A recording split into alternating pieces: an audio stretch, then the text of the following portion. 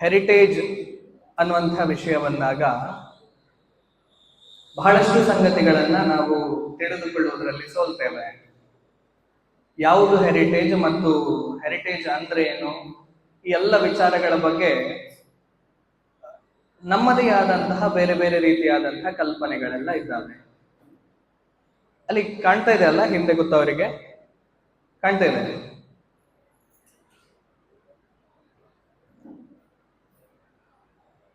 ಎರಡು ರೀತಿಯಲ್ಲಿ ನಾವು ಹೆರಿಟೇಜ್ ಅನ್ನ ಗಮನಿಸಬಹುದು. ಎರಡು ರೀತಿಯಾಗಿ, ಒಂದು ಕಳೆದ ಒಂದಷ್ಟು ವರ್ಷಗಳಿಂದ ನಡೆದುಕೊಂಡು ಇವತ್ತಿಗೂ ಕೂಡ ಅದೇ ರೀತಿಯಾಗಿ ಇರುವಂತಹ ಒಂದು ಸಂಪ್ರದಾಯ ಅಂತ ನಾವೇನು ಕರೀತೇವೆ, ಅದೊಂದು ಹೆರಿಟೇಜ್. ಆ ರೀತಿಯಾದಂತಹ ಒಂದು ಹೆರಿಟೇಜ್. ನಾವಿವತ್ತು ಬೆಳಗ್ಗೆ ತಿಂಡಿ ತಿಂದ್ವಿ, ಅಲ್ಲಿ ಒಂದು ಹೆರಿಟೇಜ್ ನ ಯೋಚನೆ ಬರ್ತದೆ ನಮಗೆ. ಅಥವಾ ನಾವಿಲ್ಲಿ ನೋಡ್ತಾ ಇರುವಂತಹ ಸಂದರ್ಭದಲ್ಲಿ ಇಲ್ಲಿನ ಅಲಂಕಾರವನ್ನ ನೋಡಿದಾಗ ಒಂದು ಹೆರಿಟೇಜ್ ನ ಕಲ್ಪನೆ ಬರುತ್ತೆ. ಈ ಹೆರಿಟೇಜ್ ಒಂದು. ಇನ್ನೊಂದಿದೆ, ಅದು ಅತ್ಯಂತ ಮುಖ್ಯವಾಗಿರುವಂತಹ ಹೆರಿಟೇಜ್ ನ ಕಲ್ಪನೆ. ಅದು ಹರಿಯೋಂ ಅದೇನು ಅಂತ ಕೇಳಿದ್ರೆ, ನಮ್ಮ ಇತಿಹಾಸದ ಜ್ಞಾನ ಇಲ್ಲದ ಒಬ್ಬ ವ್ಯಕ್ತಿಯಿಂದ ನೀವು ಹೆರಿಟೇಜ್ ಅನ್ನ ಉಳಿಸುವಂತಹ ಯೋಚನೆಯನ್ನ ಮಾಡುವುದು ಅದು ಅಸಾಧ್ಯ, ಅದು ಇಂಪಾಸಿಬಲ್ ಅನ್ನುವಂತ ಮಟ್ಟಿಗೆ ಅಸಾಧ್ಯ. ಇತಿಹಾಸ ಮತ್ತು ಹೆರಿಟೇಜ್ ಎರಡೂ ಕೂಡ ಒಂದೇ ದೋಣಿಯಲ್ಲಿ ನಡೆಯುವಂತಹ ಎರಡು ಸಂಗತಿಗಳು, ಪರಂಪರೆ ಮತ್ತು ಇತಿಹಾಸ. ನಮ್ಮ ಪರಂಪರೆಯ ಇತಿಹಾಸವನ್ನ ನಾವು ತಿಳಿದುಕೊಳ್ಳದ ಹೊರತು ಇವತ್ತಿನ ಇತಿಹಾಸಕ್ಕೆ, ಇವತ್ತಿಗೆ ಅಗತ್ಯ ಇರುವ ಇತಿಹಾಸವನ್ನ ನಾವು ತಿಳಿದುಕೊಳ್ಳಿಕ್ ಸಾಧ್ಯ ಇಲ್ಲ. ಅಂತಹ ಸಂದರ್ಭದಲ್ಲಿ ಈ ಹೆರಿಟೇಜ್ ಫೆಸ್ಟ್ ನ ಮೊದಲ ಸೆಷನ್ ಆಗಿ ನನಗೆ ಕೊಟ್ಟಿದ್ದಾರೆ. ನನ್ನ ಸೆಷನ್ ನಂತರ ನೀವು ಇಡೀ 2 ದಿನಗಳ ಕಾರ್ಯಕ್ರಮವನ್ನ ನೀವು ಗಮನಿಸಬೇಕಾಗ್ತದೆ. ಆ ಕಾರಣಕ್ಕೆ ನನ್ನ ಶಕ್ತಿ ಮೀರಿದ ಪ್ರಯತ್ನವನ್ನ ನಿಮಗೆ ನಾನು ಹೇಳಿದ ಅರ್ಥ ಆಗುವ ಹಾಗೆ ನಾನು ಮಾಡ್ತಾ ಇದ್ದೇನೆ. ನನ್ನ ಶಕ್ತಿ ಮೀರಿದ ಪ್ರಯತ್ನ. ಯಾಕೆ ಈ ಮಾತನ್ನ ಹೇಳ್ತಾ ಇದ್ದೇನೆ ಅಂತ ಕೇಳಿದ್ರೆ, ಮೊದಲನೇದು ಏನು ಆರಂಭ ವಿಘ್ನ ಅಂತ ಹೇಳ್ತೇವೆ. ಮೊದಲೇ ಬಂದು ಏನೋ ತಲೆ ಮೇಲೆ ಹಾರಿ ಹೋಗುವುದನ್ನ ಹೇಳಿದ್ರೆ ನಂತರದ ಅಷ್ಟು ಕೂಡ ಏನು ಗೊತ್ತಾಗುವಂತ ಸಾಧ್ಯತೆಗಳು ಇರೋದಿಲ್ಲ. ಅದಕ್ಕೋಸ್ಕರ ಇತಿಹಾಸ ಅಂತ. ಇತಿಹಾಸ ಅಂದ್ರೆ ಏನು, ಬಹಳಷ್ಟು ಬಾರಿ ನಾವು ಅದನ್ನ ತಿಳಿದುಕೊಳ್ಳುವುದರಲ್ಲಿ ಸೋಲ್ತೇವೆ. ಹೀಗಾಗಿದೆ, ಹಿಂದೆ ಹೀಗೆ ಆಗಿತ್ತು ಅಂತ ಹೇಳುವುದೇ ಇತಿಹಾಸ ಅಷ್ಟೇ, ಮತ್ತೇನೂ ಇಲ್ಲ ಅದರಲ್ಲಿ. ತುಂಬಾ ದೊಡ್ಡ ಮಟ್ಟದ ಡೆಫಿನೇಷನ್ ಎಲ್ಲ ಬೇಡ. ಯಾರೋ ಒಬ್ಬ ಹೇಳಿದನಂತೆ, it is the struggle between haves and have nots ಅಂತ. ಆ ರೀತಿ ಬೇಡ ನಮ್ಗೆ. ಏನೋ ಒಂದು ನಡೆದಿತ್ತು, ಸ್ಟ್ರಗಲ್ ಎಲ್ಲ ನಡೆದಿತ್ತು, ನಡೆದದ್ದು ಸತ್ಯ. ಆ ಸತ್ಯವಾದ ಸಂಗತಿಗಳು ಏನಿದೆ, ಇತಿಹಾಸ. ಇಂಥದ್ದು ನಡೀತು ಅಷ್ಟೇ, ಅದು ಇತಿಹಾಸ. ಅದನ್ನ ನಮ್ಮ ಪರಂಪರೆಗೆ ಅಂದ್ರೆ ನಮ್ಮ ಮುಂದಿನ ಪೀಳಿಗೆಗೆ ತಿಳಿಸುವಂತಹ ಪ್ರಯತ್ನಗಳಾಗಬೇಕು ಅಲ್ವಾ. ಒಂದು ವೇಳೆ ಆ ಪ್ರಯತ್ನ ಆಗದ ಹೊರತು ಏನೂ ಮಾಡ್ಲಿಕ್ಕೆ ಸಾಧ್ಯ ಇಲ್ಲ. ಹಿಂದೆ ಒಬ್ಬ ರಾಣಿ ಅಬ್ಬಕ್ಕ ಅನ್ನುವಂಥವಳು ಇದ್ಲು. ಅವಳು ನಮ್ಮ ಇವತ್ತಿಗೆ ಎಷ್ಟು ಪ್ರಸ್ತುತ 500ನೇ ವರ್ಷಾಚರಣೆಯನ್ನು ಇವತ್ತು ಮಾಡ್ತಾ ಇದ್ದೇವೆ. ಎಲ್ಲೋ ಯಾವುದೋ ಒಂದು ಕಾಲದಲ್ಲಿ ರಾಣಿ ಅಬ್ಬಕ್ಕ ಇದ್ಲು. ಇವತ್ತು ನಾವು ಅವಳನ್ನ ಮರೆತು ಹೋದರೆ ನಮ್ಮ ಪರಂಪರೆಗೆ ಮರಿವಾಗುತ್ತದೆ ನಮಗೆ. ಹಿಂದೆ ಒಂದು ದೊಡ್ಡ ಸಂಗತಿ ನಡೆದು ಹೋಗಿತ್ತು. ಬಂದ ಬ್ರಿಟಿಷರನ್ನ, ಪೋರ್ಚುಗೀಸರನ್ನ ಓಡಿಸಿದಂತಹ ಅಬ್ಬಕ್ಕನ ಬಗ್ಗೆ ನಾವಿವತ್ತು ತಿಳಿದುಕೊಳ್ಳುವ ಪ್ರಯತ್ನವನ್ನ ಮಾಡದೆ ಹೋದರೆ, ಆ ಅಬ್ಬಕ್ಕ ಇದ್ದಳು ಅನ್ನುವಂತಹ ಕಲ್ಪನೆ ನಮಗೆ ಬರದೇ ಹೋದರೆ, ನಾಳೆ ಬಂದಂತಹ ಇನ್ನೊಂದು ಯಾರು ಪೋರ್ಚುಗೀಸರ ಅವರ ಮಕ್ಕಳು ಬರ್ಬೋದು, ಮೊಮ್ಮಕ್ಕಳು ಬರ್ಬೋದು, ಅವರನ್ನ ಎದುರಿಸುವ ಸಾಮರ್ಥ್ಯ ನಮಗೆ ಬರ್ಲಿಕ್ಕೆ ಸಾಧ್ಯ ಇಲ್ಲ. ಆ ಎದುರಿಸುವ ಸಾಮರ್ಥ್ಯ ನಮಗೆ ಬರಬೇಕು ಅಂತಾದಾಗ ಅಬ್ಬಕ್ಕಳ ಪ್ರೇರಣೆ ನಮಗೆ ಬೇಕು ಅಲ್ವಾ. ಆ ಕಾರಣಕ್ಕೋಸ್ಕರವಾಗಿ ನಾವು ನಮ್ಮ ಇತಿಹಾಸವನ್ನ ಸ್ವಲ್ಪ ಗಂಭೀರವಾಗಿ ಆಲೋಚನೆ ಮಾಡಬೇಕು, ಗಂಭೀರವಾಗಿ ತಿಳಿಯುವಂತಹ ಪ್ರಯತ್ನವನ್ನ ಮಾಡಬೇಕು. ಆದ್ರೆ ನಮ್ಮ ದೇಶದ ದುರ್ದೈವ ಏನು ಅಂತ ಕೇಳಿದ್ರೆ, ನನ್ನ ದೇಶದ ಇತಿಹಾಸವನ್ನ ಸೋಕಾಲ್ಡ್ ಇತಿಹಾಸಕಾರರು ಅಂತ ಕರೆಸಿಕೊಳ್ಳುವ ಯೂನಿವರ್ಸಿಟಿಗಳ, ದೊಡ್ಡ ದೊಡ್ಡ ವಿಶ್ವವಿದ್ಯಾನಿಲಯಗಳ ಪ್ರೊಫೆಸರ್ಗಳು 4 ಗೋಡೆಯ ಮಧ್ಯೆ ಕುಳಿತು ಅವರಿಗೆ ಬಾಯಿಗೆ ಬಂದದ್ದು ಬರೆದು ಬಿಟ್ರು. ಅದನ್ನೇ ನಾವಿವತ್ತಿಗೂ ಇತಿಹಾಸ ಅಂತ ಕರೀತೇವೆ. ಆದ್ರೆ ಅದುವೇ ಇತಿಹಾಸವ ಅಂತ ಕೇಳಿದ್ರೆ ಅಲ್ಲ, ಅದು ಸಿದ್ಧಾಂತ. ಅದನ್ನ ಮೀರಿದಂತ ಒಂದು ಇತಿಹಾಸ ಇದೆ, ನಡೆದಂತ ಒಂದು ಘಟನೆಗಳಿದ್ದಾವೆ. ಆ ಸಿದ್ಧಾಂತಗಳನ್ನ ಮೀರಿ ನಡೆದಂತಹ ಘಟನೆಯನ್ನ ಇದ್ದದನ್ನ ಇದ್ದ ಹಾಗೆ ಹೇಳೋದು. ಉದಾಹರಣೆಗೆ ನಾನು ಯಾಕೆ ಈ ಮಾತನ್ನು ಹೇಳ್ತೇನೆ, ನನ್ನ ವಿಷಯ ಬೇರೆ ಇದೆ, ಅದಕ್ಕೆ ಬರುವುದಕ್ಕಿಂತ ಮೊದಲು ಒಂದು ಸ್ವಲ್ಪ ಇಂಟ್ರೊಡಕ್ಷನ್ ಕೊಡಬೇಕು ಅನ್ನುವಂಥ ಕಾರಣಕ್ಕೋಸ್ಕರ. ಯಾಕೆ ಇತಿಹಾಸಕ್ಕೆ ಅವಶ್ಯಕತೆ ಇದೆ ಇವತ್ತು ಅಂತ. ಒಬ್ಬ ವ್ಯಕ್ತಿ, ಔರಂಗಜೇಬ್ ಅನ್ನುವಂಥ ಒಬ್ಬ ವ್ಯಕ್ತಿ, ಅವನು ಬಹಳ ಕ್ರೂರಿಯಾಗಿದ್ದ. ಅದಕ್ಕೆ ಸಾಕಷ್ಟು ದಾಖಲೆಗಳು ಎಲ್ಲ ಇದ್ದಾವೆ. ಆದ್ರೆ ಇತಿಹಾಸವನ್ನ ಬರೆದ ಇತಿಹಾಸಕಾರರಿದ್ರಲ್ಲ, 4 ಗೋಡೆಯ ಮಧ್ಯೆ ಕೂತು ಬರೆದವರು ಯೂನಿವರ್ಸಿಟಿಯ ಪ್ರೊಫೆಸರ್ಗಳು, ಅವ್ರು ಹೇಳಿದ್ರು ಇವನ ಇತಿಹಾಸವನ್ನ ನಾವು ಹೇಳಿದರೆ, ಜನರಿಗೆ ಹೇಳಿದರೆ ಜನರ ಮಧ್ಯೆ ಸಂಘರ್ಷಗಳಾಗಬಹುದು. ಅಂದ್ರೆ ಅವನು ಯಾವುದೋ ಒಂದು ಮತಕ್ಕೆ ಸೇರಿದವನು, ಅವನ ಮತದವರು ಅವನನ್ನ ಸಪೋರ್ಟ್ ಮಾಡ್ತಾರೆ, ಹಾಗಾಗಿ ಇನ್ನೊಂದು ಮತದವರ ಮೇಲೆ ಆ ಮತದವರು ಏನೋ ಮಾಡಿದ್ರು ಅನ್ನೋ ಕಾರಣಕ್ಕೆ ಇನ್ನೇನೋ ಆಗಬಹುದು ಅನ್ನುವಂತ ಯೋಚನೆಗಳು ಬರ್ಬೋದು. ಹಾಗಾಗಿ ಅವನು ಮಾಡಿ ಅನ್ಯಾಯವನ್ನು ನಾವು ಯಾವುದು ಹೇಳುವುದಿಲ್ಲ. ಈ ರೀತಿಯ ಒಂದು ಯೋಚನೆಗಳು ಬಂತು. ಈ ರೀತಿ ಯೋಚನೆ ಬಂದ ಕಾರಣಕ್ಕೋಸ್ಕರವಾಗಿ ನಮ್ಗೆ ಇವತ್ತಿಗೂ ಕೂಡ ಔರಂಗಜೇಬ್ ಅನ್ನುವಂಥವನು ಒಬ್ಬ ಸೆಕ್ಯುಲರ್ ರಾಜನಾಗಿ, ಸೋಷಿಯಲಿಸ್ಟ್ ರಾಜನಾಗಿ ಕಾಣ್ತಾನೆ. ಆದ್ರೆ ಹಾಗಲ್ಲ, ನಡೆದ ಇತಿಹಾಸ ಬೇರೆ ಇದೆಯಲ್ಲ. ನೀವು ಆ ರೀತಿಯಾಗಿ ಒಂದು ಟ್ಯಾಗ್ ಲೈನ್ ಹಾಕಿ ಅಥವಾ ಒಂದು ಬ್ಯಾನರ್ ಹಾಕಿ ಅವನನ್ನ ಹೀಗೆ ಅಂತ ನೀವು ತೋರಿಸಿದ ಕಾರಣಕ್ಕೆ ಮುಂದಿನ ಪೀಳಿಗೆಗೆ ನಡೆದ ಇತಿಹಾಸದ ಅರಿವಾಗ್ಲಿಕ್ಕೆ ಸಾಧ್ಯ ಇಲ್ಲ. ಅದು ಅರಿವಾಗಬೇಕು ಅಂತಾದಾಗ ನಾವು ಇದ್ದದನ್ನ ಇದ್ದ ಹಾಗೆ ಹೇಳಬೇಕು. ಅದು ಅವಶ್ಯಕತೆ ಇವತ್ತಿನದ್ದು ಅಂತ. ಆದ್ರೆ ಇದು ಮುಂದುವರೆದು ನಮ್ಮ ಸ್ವಾತಂತ್ರ್ಯ ಸಂಗ್ರಾಮದ ಒಂದು ಬಹಳ ದೊಡ್ಡ ಮಟ್ಟದ ಸಂಗ್ರಾಮ ನಡೆಯುತ್ತಲ್ಲ, ಆ ಸ್ವಾತಂತ್ರ್ಯ ಸಂಗ್ರಾಮದಲ್ಲಿ ಯಾರೆಲ್ಲ ಹೋರಾಟವನ್ನ ಮಾಡಿದ್ರು, ಆ ಹೋರಾಟವನ್ನ ಮಾಡಿದವರ ಬಗ್ಗೆ ತಿಳಿದುಕೊಳ್ಳುವ ಪ್ರಯತ್ನಗಳನ್ನ ನಾವು ಬಹಳಷ್ಟು ಬಾರಿ ಸೋತು ಹೋಗ್ತೇವೆ. ಅದನ್ನ ಮಾಡ್ಲೇ ಇಲ್ಲ ನಾವು. ಇಲ್ಲಿರುವಂತವರಿಗೆ ಒಂದು ಪ್ರಶ್ನೆ, ಅದು ಸಾಮಾನ್ಯವಾಗಿ ಎಲ್ರು ಕೇಳುವಂಥದ್ದು, ನಾನು ಕೂಡ ಮತ್ತದನ್ನೇ ಕೇಳ್ತೇನೆ, ನನ್ನ ಟಾಪಿಕ್ ಅದೇ ಆಗಿರುವ ಕಾರಣಕ್ಕೋಸ್ಕರ. ಭಾರತಕ್ಕೆ ಸ್ವಾತಂತ್ರ್ಯ ಸಿಗ್ಲಿಕ್ಕೆ ಮೂಲ ಕಾರಣರಾದಂತಹವರು ಯಾರ್ಯಾರು ಅನ್ನುವಂಥ ಒಂದು ಪ್ರಶ್ನೆ. ಅಂದ್ರೆ ಭಾರತದ ಸ್ವಾತಂತ್ರ್ಯ ಹೋರಾಟಗಾರರನ್ನ ಹೆಸರಿಸಿ. ನಂಗೊಂದು 10 ಹೆಸರಾದ್ರೂ ಬೇಕು, ಬೇರೆ ಬೇರೆ ಹೆಸರುಗಳು ಬೇಕು. ಒಂದೇ ಹೆಸರನ್ನ 10 ಬಾರಿ ಹೇಳಿದ್ರಾಗಲ್ಲ, 10 ಹೆಸರುಗಳು ಹೇಳಿ. ಸುಭಾಷ್ ಚಂದ್ರ ಬೋಸ್, ಶಿವಾಜಿ ಮಹಾರಾಜರು. ಓಕೆ, ಶಿವಾಜಿ ಮಹಾರಾಜರು. ನಾನು ಅದನ್ನೊಂದು ರಿಸ್ಟ್ರಿಕ್ಟ್ ಮಾಡುವ, ಬ್ರಿಟಿಷರು ಮತ್ತು ಯುರೋಪಿಯನ್ನರ ವಿರುದ್ಧ ಹೋರಾಟ, ಬ್ರಿಟಿಷರು ಅಥವಾ ಯುರೋಪಿಯನ್ನರ ವಿರುದ್ಧ ಹೋರಾಟ ಮಾಡಿದವರು ಮಾತ್ರ ಅಲ್ಲಿಗೆ ರಿಸ್ಟ್ರಿಕ್ಟ್ ಮಾಡುವ. ನಾವು ಬೇರೆ ಉಳಿದವರನ್ನು ಬಿಟ್ಟು, ಇದು ರಾಷ್ಟ್ರತಾನ ಅಂತ ಗೊತ್ತಿದೆ ನನಗೆ. ಹೇಳಿ, ಒಬ್ಬೊಬ್ರೆ ಹೇಳಿ. ಕಿತ್ತೂರು ರಾಣಿ ಚೆನ್ನಮ್ಮ, ಮಾರ್ತಾಂಡ Varma, Bhagat Singh, Sardar Vallabhbhai Patel, Veer Savarkar, Ahilyabai, Chandrashekhar, Mahatma Gandhiji, Shastri, Chandrashekhar Azad, Udham Singh, very good. Rani Abbakka, Alluri Sitarama Raju, Mangal Pandey, very good.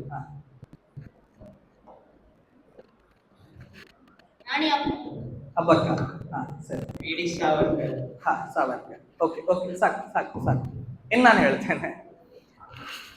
ನೀವಿಷ್ಟು ಹೆಸರುಗಳನ್ನ ಹೇಳಿದ್ರಲ್ಲ, ಇದರಲ್ಲಿ ನಾನು ಮಾಡಿದ PPTಯಲ್ಲಿ ಒಬ್ಬರ ಹೆಸರಿದೆ. ಇಷ್ಟು ಜನರ ಪೈಕಿ ನಾನು ಮಾಡಿದ PPTಯಲ್ಲಿ ಒಬ್ಬರ ಹೆಸರಿದೆ. ಉಳಿದವರ ಬಗ್ಗೆ ನಿಮಗೆ ಅಂದ್ರೆ ನಾವು ಅವರ ಬಗ್ಗೆ ತಿಳಿದುಕೊಳ್ಳುವ ಪ್ರಯತ್ನ, ಅಥವಾ ಇಲ್ಲಿ ಹೆಸರು ಬರದೇ ಇರಬಹುದು, ಅದು ಬೇರೆ ವಿಷಯ. ಆದ್ರೆ ಇಲ್ಲಿರುವಂತಹವರನ್ನ ತಿಳಿದುಕೊಳ್ಳುವ ಅವಶ್ಯಕತೆ ನಮಗಿದೆ ಅನ್ನುವಂಥದ್ದನ್ನ ಹೇಳುವುದಕ್ಕೋಸ್ಕರವಾಗಿ ಈ ವಿಷಯವನ್ನ ನಾನು ಹೇಳಿದೆ. ನೆನಪಿಟ್ಟುಕೊಳ್ಳಿ, ನಮ್ಮ ದೇಶದ ಇತಿಹಾಸ ಅಥವಾ ಸ್ವಾತಂತ್ರ್ಯ ಸಂಗ್ರಾಮದ ಇತಿಹಾಸ ಅನ್ನುವಂಥದ್ದು ಕೇವಲ ಒಂದು ಫ್ಯಾಮಿಲಿಯಿಂದ ಬಂದದ್ದಲ್ಲ, ಅಥವಾ ಒಬ್ಬ ವ್ಯಕ್ತಿ ಮತ್ತು ಅವನ ಅನುಯಾಯಿಗಳಿಂದ ಬಂದದ್ದಲ್ಲ. ಅದನ್ನ ಬಹಳ ಗಂಭೀರವಾಗಿ ಯೋಚನೆ ಮಾಡಿಕೊಂಡು ನಮ್ಮ ದೇಶದ ಇತಿಹಾಸ, ಸ್ವಾತಂತ್ರ್ಯದ ಇತಿಹಾಸವನ್ನ ತಿಳಿಯುವ ಪ್ರಯತ್ನವನ್ನ ನಾವು ಮಾಡಬೇಕು. ಮೊದಲನೇ ಸ್ಲೈಡ್. ಚೆನ್ನಭೈರಾದೇವಿ. ನೆನಪಿಟ್ಟುಕೊಳ್ಳಿ ಸ್ನೇಹಿತರೆ, ಇಡೀ ಜಗತ್ತಿನಲ್ಲಿ ಎಷ್ಟೋ ರಾಜರುಗಳು ಆಳ್ವಿಕೆಯನ್ನ ಮಾಡಿದ್ರು, ಏನೆಲ್ಲ ಮಾಡಿ ಹಾಕಿದ್ರು. 54 ವರ್ಷಗಳ ಕಾಲ ಒಬ್ಬಾಕೆ ಹೆಣ್ಣು ಮಗಳು ಅವಳ ಸಾಮ್ರಾಜ್ಯವನ್ನ ಆಳಿದ ಏಕೈಕ ಹೆಣ್ಣು ಮಗಳು ಚೆನ್ನಭೈರಾದೇವಿ. ಅವಳ ಇತಿಹಾಸವನ್ನ ನಮ್ಮ ಪಠ್ಯಪುಸ್ತಕದಲ್ಲಿ ಹೇಳುವ ಪ್ರಯತ್ನವನ್ನು ಯಾರೂ ಮಾಡಲಿಲ್ಲ. ಅವಳನ್ನು ಹೇಗೆ ಕರೆದ್ರು ಗೊತ್ತುಂಟ? ಕಾಳು ಮೆಣಸಿನ ರಾಣಿ ಅಂತ. ಅಂದ್ರೆ ಒಂದು ವ್ಯಾಪಾರಕ್ಕೆ ಮಾತ್ರ ಸೀಮಿತ ಆಗಿದ್ದ ಒಬ್ಬಳ ರಾಣಿ ಅಂತ ಅವಳನ್ನ ಹೆಸರಿಸುವಂತ ಪ್ರಯತ್ನಗಳು ನಮ್ಮ ಇತಿಹಾಸದಲ್ಲಿ ನಡೆಯಿತು. ನೆನಪಿಟ್ಟುಕೊಳ್ಳಿ, ಇವತ್ತು ಮಂಗಳೂರಿನಲ್ಲಿ ಸಾರಸ್ವತ ಬ್ರಾಹ್ಮಣರು ಇದ್ದಾರೆ ಅಂತ ಕೇಳಿದ್ರೆ ಅದಕ್ಕೆ ಈ ಮಾತೆ ಕಾರಣ. ಗೋವಾದಿಂದ ಪೋರ್ಚುಗೀಸರ ಆಟಾಟೋಪಕ್ಕೆ ಬಲಿಯಾದಂತಹ ಅಲ್ಲಿದ್ದಂತಹ ಮೂಲ ನಿವಾಸಿಗಳು ಸಾರಸ್ವತ ಬ್ರಾಹ್ಮಣರು ಅವರನ್ನೆಲ್ಲ ಓಡಿಸ್ತಾರೆ. ಎಲ್ಲ ಓಡಿಸಿದವರು ಅವರಿಗೆ ಎಲ್ಲಿ ಬದುಕಬೇಕು ಅಂತ ಗೊತ್ತಾಗೋದಿಲ್ಲ. ಅಲ್ಲಿಂದ ಓಡಿ ಬಂದವರು ಆಚೆ ಸಂಗೀತಪುರ ಅಥವಾ ನಾವಿವತ್ತು ಹಾಡುಹಳ್ಳಿ ಅಂತ ಕರೀತೇವೆ ಅಥವಾ ನಗಿರೆ ಅಂತ ಕರೀತೇವೆ, ಆ ಜಾಗದಲ್ಲಿ ಆಳ್ವಿಕೆ ಮಾಡ್ತಾ ಇದ್ದಂತಹ ಒಬ್ಬಾಕೆ ರಾಣಿ ಚೆನ್ನಭೈರಾದೇವಿ ಅವಳವರಿಗೆ ಆಶ್ರಯವನ್ನ ಕೊಡ್ತಾಳೆ. ಆಶ್ರಯವನ್ನು ಕೊಟ್ಟದ್ದು ಮಾತ್ರ ಅಲ್ಲ, ತಾಕತ್ತಿದ್ರೆ ಇವರನ್ನ ಮುಟ್ಟಿ ಅಂತ ಅವಳು ಮಾತಾಡ್ತಾಳೆ ಪೋರ್ಚುಗೀಸರ ವಿರುದ್ಧ. ಪೋರ್ಚುಗೀಸ ರಾಜರುಗಳೆಲ್ಲರೂ ಕೂಡ, ಪೋರ್ಚುಗೀಸ ಕಮಾಂಡರ್ಗಳೆಲ್ಲರೂ ಕೂಡ ಅವಳನ್ನ ಸೋಲಿಸುವುದಕ್ಕೆ ಹರಸಾಹಸ ಪಡ್ತಾರೆ. 54 ವರ್ಷಗಳ ಕಾಲ ಅವಿಚ್ಛಿನ್ನವಾಗಿ ಆಳ್ವಿಕೆಯನ್ನ ಮಾಡ್ತಾಳೆ. ಅವಳನ್ನು ಸೋಲಿಸಲಿಕ್ಕೆ ಯಾರಿಂದಲೂ ಸಾಧ್ಯವಾಗುವುದಿಲ್ಲ. ಅವಳನ್ನ ಸೋಲಿಸಬೇಕಾದ್ರೆ ನಮ್ಮದೇ ಒಬ್ಬ ಪಕ್ಕದ ರಾಜ ವೆಂಕಟಪ್ಪ ನಾಯಕ ಬರಬೇಕಾಯ್ತು. ಕೆಳದಿಯ ರಾಜ ಅಂದ್ರೆ ಅವ್ರದ್ದು ಏನು ಸಾಮಾನ್ಯ ಸಂಘರ್ಷಗಳು, ಅಕ್ಕಪಕ್ಕದ ರಾಜ್ಯರ ಮಧ್ಯೆ ಸಂಘರ್ಷದ ಕಾರಣಕ್ಕೆ ಅವಳು ಬಲಿಯಾಗ್ಲು. ಆದ್ರೆ ಪೋರ್ಚುಗೀಸರು ಅವಳನ್ನ ಸೋಲಿಸ್ಲಿಕ್ಕೆ ಸಾಧ್ಯ ಆಗ್ಲಿಲ್ಲ. ಇವಳ ಬಗ್ಗೆ ನಾವು ತಿಳಿಯುವ ಪ್ರಯತ್ನವನ್ನೇ ಮಾಡ್ಲಿಲ್ಲ. ಹಬ್ಬಕ್ಕ ಈ ವರ್ಷ ಹಬ್ಬಕ್ಕನಿಗೆ 500ನೇ ವರ್ಷಾಚರಣೆ ಅನ್ನುವ ಕಾರಣಕ್ಕೋಸ್ಕರ ಹಬ್ಬಕ್ಕನನ್ನು ನೆನಪಿಸ್ಕೊಳ್ತಾ ಇದ್ದೇವೆ. ಇಲ್ಲಾಂದ್ರೆ ಹಬ್ಬಕ್ಕ ಕೂಡ ನಮಗ್ ಗೊತ್ತಿರ್ಲಿಲ್ಲ. ಹಬ್ಬಕ್ಕ ಮತ್ತು ಇವಳು ಸಮಕಾಲೀನರು, ಒಂದೇ ಕಾಲಘಟ್ಟದಲ್ಲಿ ಇದ್ದಂಥವರು. ಅವರಿಬ್ಬರೂ ಕೂಡ ಸೇರಿ ಇಡೀ ಕರ್ನಾಟಕದ ಕರಾವಳಿಯನ್ನ ಹೇಗೆ ಕೋಟೆಗಳಾಗಿ ಕಾದ್ರು ಅಂತ ಕೇಳಿದ್ರೆ ಪೋರ್ಚುಗೀಸ್ ಇಲ್ಲದಿದ್ರೆ ನೆನಪಿಟ್ಟುಕೊಳ್ಳಿ, ಇವತ್ತು ನಾವು ರಾಷ್ಟ್ರೋತ್ಥಾನ ವಿದ್ಯಾಕೇಂದ್ರವನ್ನ ಈ ಉಳ್ಳಾಲದ ಮಣ್ಣಿನಲ್ಲಿ ಮಾಡ್ಲಿಕ್ಕೆ ಸಾಧ್ಯ ಆಗ್ತಿರ್ಲಿಲ್ಲ. ಇದು ಮತ್ತೊಂದು ಯಾವುದೋ ಇನ್ನೊಂದು ಹೆಸರಿನಿಂದ ಇರ್ತಿತ್ತು. ಆದ್ರೆ ಈ ರೀತಿ ಆಗ್ಬೇಕಿತ್ತು ಅಂತ ಹೇಳಿದ್ರೆ ಆ ಕಾಲದಲ್ಲಿ 500 ವರ್ಷಗಳ ಹಿಂದೆ ಹೋರಾಡಿದ ಇವರುಗಳ ಕಾರಣ.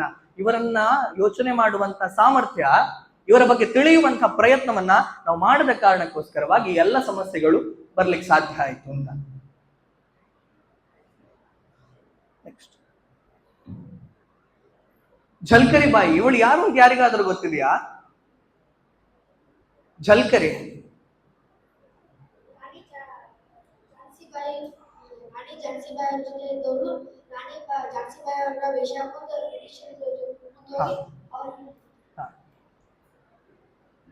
ಇವಳು ನಾವಿವತ್ತು ಯಾವುದು ನಮ್ಮ ಇವತ್ತಿನ ಪರಿಭಾಷೆಯಲ್ಲಿ ಒಂದು ದಲಿತ ಅಂತ ಕರೀತೇವಲ್ಲ, ಆ ಜನಾಂಗಕ್ಕೆ ಸೇರುವಂತ ಕಾಡಿನಲ್ಲಿ ಬದುಕ್ತಾ ಇದ್ದಂತ ಒಬ್ಬಾಕೆ ಹೆಣ್ಮಗಳು. ಇವಳು ಎಷ್ಟು ಸಾಮರ್ಥ್ಯ, 13ನೇ ವಯಸ್ಸಿನಲ್ಲಿ ತನ್ನ ತಂದೆಯ ಜೊತೆಗೆ ಕುರಿಗಳನ್ನ ಮೇಯಿಸ್ತಾ ಹೋಗ್ತಾ ಇದ್ಲು ಕಾಡಿನ ಒಳಗಡೆ. ಆ ಕಾಡಿನ ಒಳಗಡೆ ಒಂದು ಹುಲಿ ಅವಳ ಕುರಿಗಳಿಗೆ ಅಟ್ಯಾಕ್ ಮಾಡ್ತದೆ. ಒಂದು ಹುಲಿ, ಆ ಹುಲಿಯನ್ನ ತನ್ನ ಕೈಯಲ್ಲಿದ್ದ ಕೋಲಿನ ಮೂಲಕ ಹೊಡೆದು 13 ವರ್ಷದ ಹುಡುಗಿ ಕೋಲಿನ ಮೂಲಕ ಹೊಡೆದು ಅವಳನ್ನ ಆ ಹುಲಿಯನ್ನ ಓಡಿಸ್ತಾಳೆ. ಆ ವಿಷಯ ಇಡೀ ಊರಿನಲ್ಲಿ ಗೊತ್ತಾಗ್ತದೆ. ಒಂದು ಹೆಣ್ಣು ಮಗಳು, ಅದು ಹುಡುಗಿ.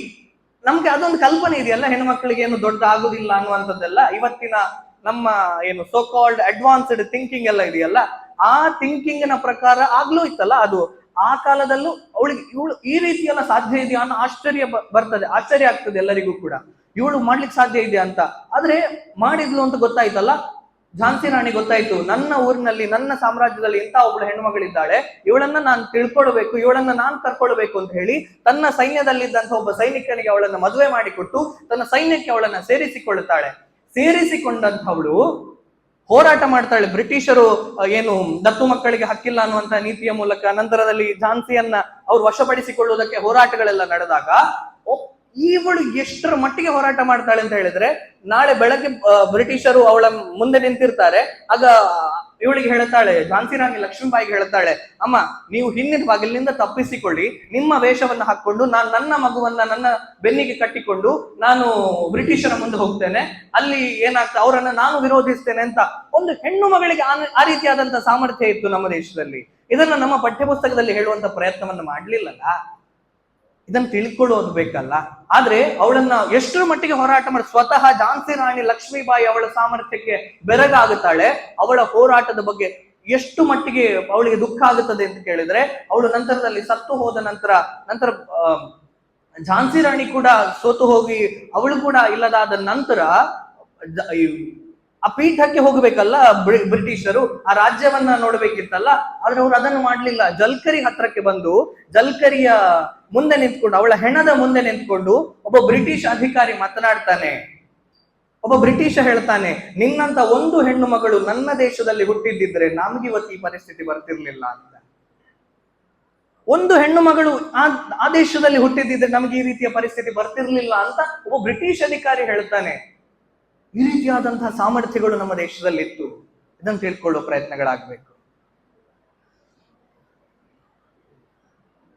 ಅತ್ತಾವರ ಯಲ್ಲಪ್ಪ, ಅತ್ತಾವರ ಅಂತ ಹೇಳಿದ್ರೆ ಮಂಗಳೂರಿನ ಹತ್ರ ಇರುವಂತ ಒಂದು ಸಣ್ಣ ಪ್ರದೇಶ ಅತ್ತಾವರ ಅಂತ. ಒಂದ್ಸಲಿ ಅವರು ತುಂಬಾ ಶ್ರೀಮಂತ ಕುಟುಂಬದಲ್ಲಿ ಜನಿಸಿದವರಲ್ಲ, ಸಾಮಾನ್ಯ ಒಂದು ಕುಟುಂಬದಲ್ಲಿ ಜನಿಸಿದಂತ ಒಬ್ಬ ವ್ಯಕ್ತಿ. ಅವ್ರು ನಡ್ಕೊಂಡು ಹೋಗ್ತಾ ಇದ್ದಾಗ ಒಬ್ಬ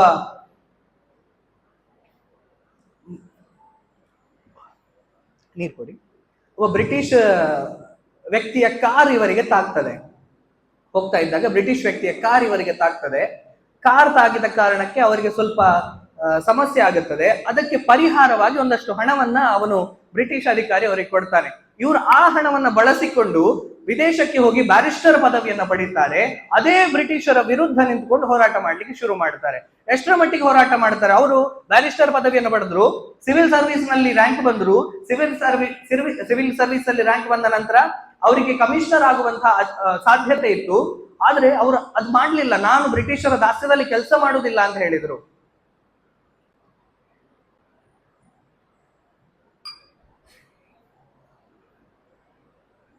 ನಾನು ಬ್ರಿಟಿಷರ ದಾಸ್ಯದಲ್ಲಿ ಕೆಲಸ ಮಾಡುವುದಿಲ್ಲ ಅಂತ ಹೇಳಿದ್ರು. ನಂತರದಲ್ಲಿ ಆಜಾದ್ ಹಿಂದ್ ಫೌಜ್, ಯಾರು ಸುಭಾಷ್ ಚಂದ್ರ ಬೋಸ್ರು ಆಜಾದ್ ಹಿಂದ್ ಫೌಜ್ ಸ್ಥಾಪನೆ ಮಾಡ್ತಾರಲ್ಲ, ಆ ಆಜಾದ್ ಹಿಂದ್ ಫೌಜ್ಗೆ ಸೇರಿಕೊಳ್ತಾರೆ. ಅದರ ಸಿಂಗಾಪುರ ಘಟಕದ ಅಧ್ಯಕ್ಷರಾಗ್ತಾರೆ.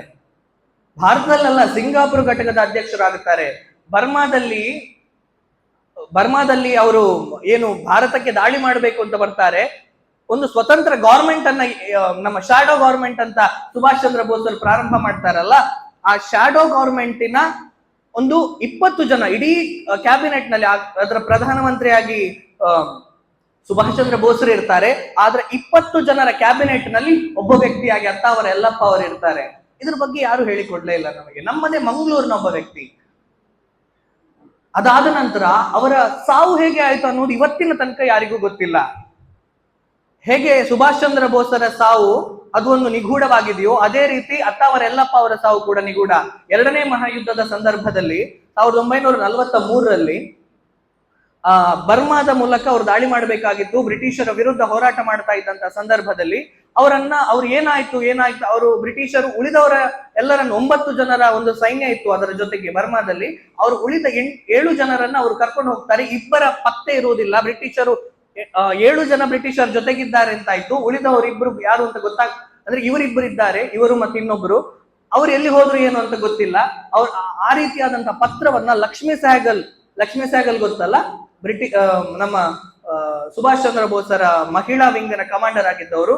ಆ ಲಕ್ಷ್ಮೀ ಸಹಗಲ್ ಅವರು ಅವರ ಮನೆಗೆ, ಅತ್ತಾವರದ ಮನೆಗೆ ಪತ್ರವನ್ನ ಬರೀತಾರೆ. ನೀವಿಲ್ಲಿ ತೊಕ್ಕೋಟ್ನಲ್ಲಿ ಒಂದು ನೇತಾಜಿ ಹಾಸ್ಪಿಟಲ್ ಅಂತ ಇದೆ, ಇಲ್ಲಿ ಹತ್ತಿರದಲ್ಲಿ ಇದೆ. ನಮ್ಗೆ ಒಂದು ವೇಳೆ ಸಾಧ್ಯ ಇದ್ರೆ ನೋಡ್ಬೋದು. ಆ ನೇತಾಜಿ ಹಾಸ್ಪಿಟಲ್ ಅನ್ನ ಅದನ್ನ ಕಟ್ಟಿದವರು ಮತ್ತು ಅದನ್ನ ನೋಡಿಕೊಳ್ತಾ ಇರೋರು ಇವರ ಕುಟುಂಬದವರು.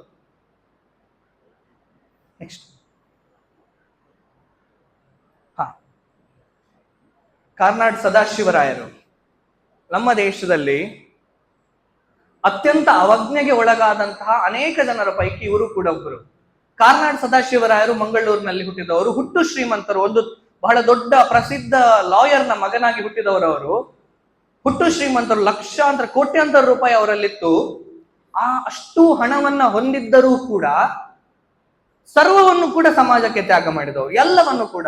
ಒಂದ್ಸಲಿ 1920ರ ಸಂದರ್ಭದಲ್ಲಿ ಗಾಂಧೀಜಿ ಮಂಗಳೂರಿಗೆ ಬಂದಾಗ ಗಾಂಧೀಜಿಯವರಿಗೆ ತನ್ನಲ್ಲಿದ್ದದನ್ನು ಎಲ್ಲ ಅವರು ಕೊಟ್ಟು ಬಿಡ್ತಾರೆ. ಇದನ್ನು ಸ್ವಾತಂತ್ರ್ಯಕ್ಕೆ ಬಳಸ್ಕೊಳ್ಳಿ ಅಂತ. ಕರ್ನಾಟಕ ಪ್ರದೇಶ ಕಾಂಗ್ರೆಸ್, ಈಗಿನ ಕಾಂಗ್ರೆಸ್ ಅಲ್ಲ, ಆಗಿಂದು ಆ ಕಾಂಗ್ರೆಸ್ಸಿನ ಕರ್ನಾಟಕ ಪ್ರದೇಶ ಕಾಂಗ್ರೆಸ್ಸಿನ ಪ್ರಧಾನ ಕಾರ್ಯದರ್ಶಿ ಆಗಿದ್ದರು. ಅನೇಕ ಬೇರೆ ಬೇರೆ ಜವಾಬ್ದಾರಿಗಳನ್ನೆಲ್ಲ ಹೊತ್ತುಕೊಂಡು ಸರ್ವಸ್ವವನ್ನು ಕೂಡ ತ್ಯಾಗ ಮಾಡಿ ದೇಶಕ್ಕೋಸ್ಕರ ಬದುಕಿದಂಥವರು. ಅವರು ತುಂಬಾ ದೊಡ್ಡ ಶ್ರೀಮಂತರು. ಆಗ್ಲೇ ಹೇಳಿದ ಹಾಗೆ ಅವರು, ಈಗ ನಾವು ಗಾಂಧೀಜಿ ಅವರು ಭಾರತಕ್ಕೆ ಬಂದದ್ದೇ 1919ರಲ್ಲಿ. ಅವರು ಆಫ್ರಿಕಾದಲ್ಲಿ ಇದ್ರು, ಬ್ಯಾರಿಸ್ಟರ್ ಪದವಿ ಪಡೆಯುವುದಕ್ಕೆ ಮತ್ತೊಂದಕ್ಕೆಲ್ಲ ಹೋಗಿದ್ರು. ಆದ್ರೆ ಈ ಮನುಷ್ಯ 1911ರಲ್ಲೇ ಮಹಿಳಾ ಸಭಾ ಅಂತ ಪ್ರಾರಂಭ ಮಾಡಿ ಇಲ್ಲಿದ್ದಂತಹ ಮಹಿಳೆಯರಿಗೆಲ್ಲರಿಗೂ ಕೂಡ ಉದ್ಯೋಗವನ್ನು ಕಲ್ಪಿಸುವಂತ, ಅವರಿಗೆ ಸ್ಕಿಲ್ ಡೆವಲಪ್ ಮಾಡುವಂತಹ ಅನೇಕ ಉದ್ಯೋಗಗಳನ್ನ ಕಲ್ಪಿಸುವಂತ ಕೆಲಸವನ್ನ ಮಾಡಿದ್ರು ಮಂಗಳೂರಿನಲ್ಲಿ. ಇವರಿಂದ ಗಾಂಧೀಜಿ ಅವರು ಬಹಳಷ್ಟು ದೊಡ್ಡ ಮಟ್ಟದ ಪ್ರೇರಣೆಯನ್ನ ಪಡೆದಿದ್ರು. ಅದರಿಂದ ಇವರನ್ನ ಏನ್ ಮಾಡ್ತೇವೆ, ಕರ್ನಾಟಕದ ಗಾಂಧಿ ಅಂತ ಹೇಳಿ ಸುಮ್ಮನೆ ಬಿಡ್ತೇವೆ. ಆದ್ರೆ ಗಾಂಧೀಜಿಗೆ ಪ್ರೇರಣೆ ಕೊಟ್ಟವರು ಇವ್ರ ಬಗ್ಗೆ ನಾವೆಲ್ಲೂ ಹೇಳ್ತಾ ಇಲ್ಲ. ಅವರು ಇಡೀ ಭಾರತದ ಕಾರ್ನಾಡ್ ಸದಾಶಿವರಾಯರು ಅಂತ ಕರಿಬೇಕು ಇವರನ್ನ ಗಾಂಧಿ ಅಂತ ಕರೆಯುವುದಲ್ಲ, ಅವರು ಕಾರ್ನಾಡ್ ಸದಾಶಿವರಾಯರು ಭಾರತದ್ದು ಅಂತ. ಈ ರೀತಿ ಯೋಚನೆಗಳು ನಮಗೆ ಬರ್ಲಿಕ್ಕೆ ಸಾಧ್ಯ ಇಲ್ಲ. ನಾವು ಒಂದಷ್ಟು ಜನರು ನಮ್ಮ ಮುಂದೆ ಇದ್ದಾರೆ, ಅವರು ಮತ್ತೆ ಅವರ ಹಾಗೆ ಎಲ್ಲರೂ ಅಂತ ನಾವು ನೋಡ್ತೇವೆ. ಅಷ್ಟೇ ಅಲ್ಲ, ಅದನ್ನು ಮೀರಿದಂತಹ ಸಂಗತಿಗಳಿದ್ದಾಗ ಅದನ್ನ ತಿಳಿದುಕೊಳ್ಳುವಂತಹ ಪ್ರಯತ್ನಗಳಾಗಬೇಕು. ಇವರು, ನಾನು ಆಗ್ಲೇ ಹೇಳಿದ, ಕೋಟ್ಯಾಂತರ ರೂಪಾಯಿ ಇತ್ತು ಅವರ ಹತ್ರ. ಆದ್ರೆ ಅವರ ಸಾವು ಇದೆಯಲ್ಲ, ಅಂತಹ ಸಾವು ಶತ್ರುಗಳಿಗೂ ಬರಬಾರ್ದು. ಅವರು ಫೈಜಲ್ಪುರ ಇರಬೇಕು, ಫೈಜಾಬಾದ್ ನಲ್ಲಿ ಒಂದು ಕಾಂಗ್ರೆಸ್ ಸಮ್ಮೇಳನ ಆಗ್ತಾ ಇತ್ತು, ಅಧಿವೇಶನ. ಆ ಕಾಂಗ್ರೆಸ್ ಅಧಿವೇಶನದಲ್ಲಿ ಅವರು ಅತ್ಯಂತ ಸಕ್ರಿಯರಾಗಿ ಅಲ್ಲಿ ಕೆಲಸ ಮಾಡಿದ್ರು. ಅಲ್ಲಿ ಕೆಲಸ ಮಾಡಿ ಅವರು ವಾಪಸ್ ಬರಬೇಕು. ಅಲ್ಲಿ ಸಮ್ಮೇಳನದ ಸಂದರ್ಭದಲ್ಲಿ ಜೋರು ಮಳೆ ಬರ್ತಾ ಇತ್ತು. ಜೋರು ಮಳೆಯ ಕಾರಣಕ್ಕೋಸ್ಕರವಾಗಿ ಅವ್ರು ತುಂಬಾ ನೆನೆದು ಬಿಟ್ರು. ಅದರಿಂದ ಅವರಿಗೆ ಜ್ವರ ಬಂತು. ಜ್ವರ ಬಂದ ನಂತರ ಏನ್ ಮಾಡೋದು ಗೊತ್ತಾಗೋದಿಲ್ಲ. ವಾಪಸ್ ಬರ್ಬೇಕು ಅವರಿಗೆ. ಟ್ರೈನಿಗೆ ಬೇಕಾದಷ್ಟು ಮಾತ್ರ ಹಣ ಇದೆ ಅವರ ಕಿಸೆಯಲ್ಲಿ. ಹಾಸ್ಪಿಟಲ್ಗೆ ಹೋಗುವ ಹಾಗಿಲ್ಲ, ಹೋಗ್ಲಿಕ್ಕೆ ಸಾಧ್ಯ ಇಲ್ಲ ಇವ್ರ ಕೈಯಿಂದ. ರೈಲ್ವೆ ಸ್ಟೇಷನ್ಗೆ ಬಂದ್ರು. ರೈಲ್ವೆ ಸ್ಟೇಷನ್ ಅಲ್ಲಿ ಕೂತಿದ್ದ ಹಾಗೆ ಅವರ ಜ್ವರ ಜೋರಾಯ್ತು. ಅಲ್ಲೇ ಇದ್ದ ಹತ್ತಿರದಲ್ಲಿ ಇದ್ದವರು ಅವರನ್ನ ಕರ್ಕೊಂಡು ಹೋಗಿ ಹಾಸ್ಪಿಟಲ್ಗೆ ಸೇರಿಸಿದ್ರು. ಅವರಿಗೆ ಮಲೇರಿಯಾ ಇದೆ ಅಂತ ಗೊತ್ತಾಯ್ತು. ಆದ್ರೆ ಅವ್ರಿಗೆ ಹಾಸ್ಪಿಟಲ್ನ ಬಿಲ್ ಕಟ್ಲಿಕ್ಕೆ ಸಾಧ್ಯ ಆಗ್ಲಿಲ್ಲ. ಅವರು ಆ ಹಾಸ್ಪಿಟಲ್ ನಿಂದ ಓಡಿ ಬಂದ್ರು, ರೈಲ್ವೆ ಸ್ಟೇಷನ್ಗೆ ಬಂದು ರೈಲಿಗೆ ಹತ್ತಿಕೊಂಡ್ರು. ಆದ್ರೆ ಮಾರ್ಗ ಮಧ್ಯದಲ್ಲಿ ಅವರು ತೀರ್ಕೊಳ್ತಾರೆ. ರೈಲ್ವೆ ಸ್ಟೇಷನ್ ನಲ್ಲಿ ಅವರು ತೀರ್ಕೊಳ್ತಾರೆ. ಅವರಿಗೆ ಅಂತ್ಯ ಸಂಸ್ಕಾರ ಮಾಡ್ಲಿಕ್ಕೆ ಅವ್ರ ಹತ್ರ ದುಡ್ಡಿರ್ಲಿಲ್ಲ. ಯಾವ ವ್ಯಕ್ತಿ ಒಬ್ಬ ಪ್ರಸಿದ್ಧ ಲಾಯರ್ ಆಗಿ ಬೇಕಾದಷ್ಟು ದುಡ್ಡು ಮಾಡಬಹುದಿತ್ತು, ಅವರು ಕೂಡ ಒಂದು ಲಾಯರ್ ಆಗಿದ್ರು. ಲಾಯರ್ ಆಗಿ ಬಂದ ದುಡ್ಡು ಬಹಳಷ್ಟು ದುಡ್ಡು ಮಾಡಿದ್ರು ಅವರು. ಆದ್ರೆ ಅವ್ರಿಗೆ ಅದು ಮುಖ್ಯ ಅಂತ ಅನ್ನಿಸ್ಲಿಲ್ಲ. ಸಮಾಜಕ್ಕೋಸ್ಕರ ಎಲ್ಲವನ್ನು ಕೊಡ್ತೇನೆ, ಸಂಘಟನೆಗೋಸ್ಕರ ಎಲ್ಲವನ್ನು ಕೊಡ್ತೇನೆ, ದೇಶಕ್ಕೋಸ್ಕರ ಎಲ್ಲವನ್ನು ಕೊಡ್ತೇನೆ ಅಂತ ಹೇಳಿ ಎಲ್ಲವನ್ನು ದಾನ ಮಾಡಿದ್ರು. ಕೊನೆ ಕಾಲಕ್ಕೆ ಅವರು ಸಾಯ್ಲಿಕ್ಕಾಗುವಾಗ ಅವರ ಅಂತ್ಯ ಸಂಸ್ಕಾರಕ್ಕೆ ಅವ್ರ ಹತ್ರ ದುಡ್ಡು ಇರ್ಲಿಲ್ಲ. ಈ ರೀತಿಯಾದದ್ದು ಯಾರು ಯಾಕೆ ಹೇಳುವುದಿಲ್ಲ ನನಗೆ ನಂಗೆ ಅರ್ಥ ಆಗೋದಿಲ್ಲ. ನಮ್ಮ ಪಠ್ಯಪುಸ್ತಕದಲ್ಲಿ ಇವರದೊಂದು ಅರ್ಧ ಪೇಜ್ ಸೇರಿಸಿದ್ರೆ ಪಠ್ಯಪುಸ್ತಕ ಮಾಡೋರು ಏನು ಇಡೀ ಊರು ಬಿತ್ತಿಲ್ ಮಾರ್ಬೇಕಾಗ್ತದ? ಗೊತ್ತಾಗೋದಿಲ್ಲ. ನೆಕ್ಸ್ಟ್, ಚಾಪೇಕರ್ ಸಹೋದರರು. ಇನ್ನು ಒಂದಷ್ಟು ಜನ ಬರ್ತಾರೆ. ಇವರೆಲ್ಲರೂ ಒಂದು ಇಂಟರ್ ಕನೆಕ್ಟೆಡ್ ಆಗಿರುವಂತಹ ಜನರು. ಚಾಪೇಕರ್ ಸಹೋದರರು ಒಂದೇ ತಾಯಿಯ ಹೊಟ್ಟೆಯಲ್ಲಿ ಹುಟ್ಟಿದಂತಹ 3 ಜನ ಮಕ್ಕಳು. ದಾಮೋದರ ಚಾಪೇಕರ್, ಬಾಲಕೃಷ್ಣ ಚಾಪೇಕರ್ ಮತ್ತು ವಾಸುದೇವ ಚಾಪೇಕರ್ ಅಂತ 3 ಜನ ಮಕ್ಕಳು. ಅವರ ತಂದೆ ಊರೂರಿಗೆ ಹೋಗಿ ಪದ್ಯವನ್ನ ಹೇಳಿಕೊಂಡು ಆ ರೀತಿಯಾದ ಅದರಲ್ಲಿ ಬಂದಂತ ಹಣದಿಂದ ಬದುಕ್ತಾ ಇದ್ದಂತಹ ವ್ಯಕ್ತಿ. ಒಂದ್ಸಲಿ ಏನಾಗುತ್ತೆ, ಇಡೀ ಮಹಾರಾಷ್ಟ್ರದಲ್ಲಿ ಅಥವಾ ರತ್ನಗಿರಿಯ ಅಂತಹ ಪ್ರದೇಶಗಳಲ್ಲಿ, ನಾಸಿಕ್ನಲ್ಲಿ ಒಂದು ದೊಡ್ಡ ಮಟ್ಟದ ಪ್ಲೇಗ್ ಹರಡುತ್ತದೆ. ಪ್ಲೇಗ್ ಆಗುತ್ತೆ. ಆ ಪ್ಲೇಗಿನ ಕಾರಣಕ್ಕೆ ಬಹಳಷ್ಟು ಜನರು ಸಾಯ್ತಾ ಇರ್ತಾರೆ.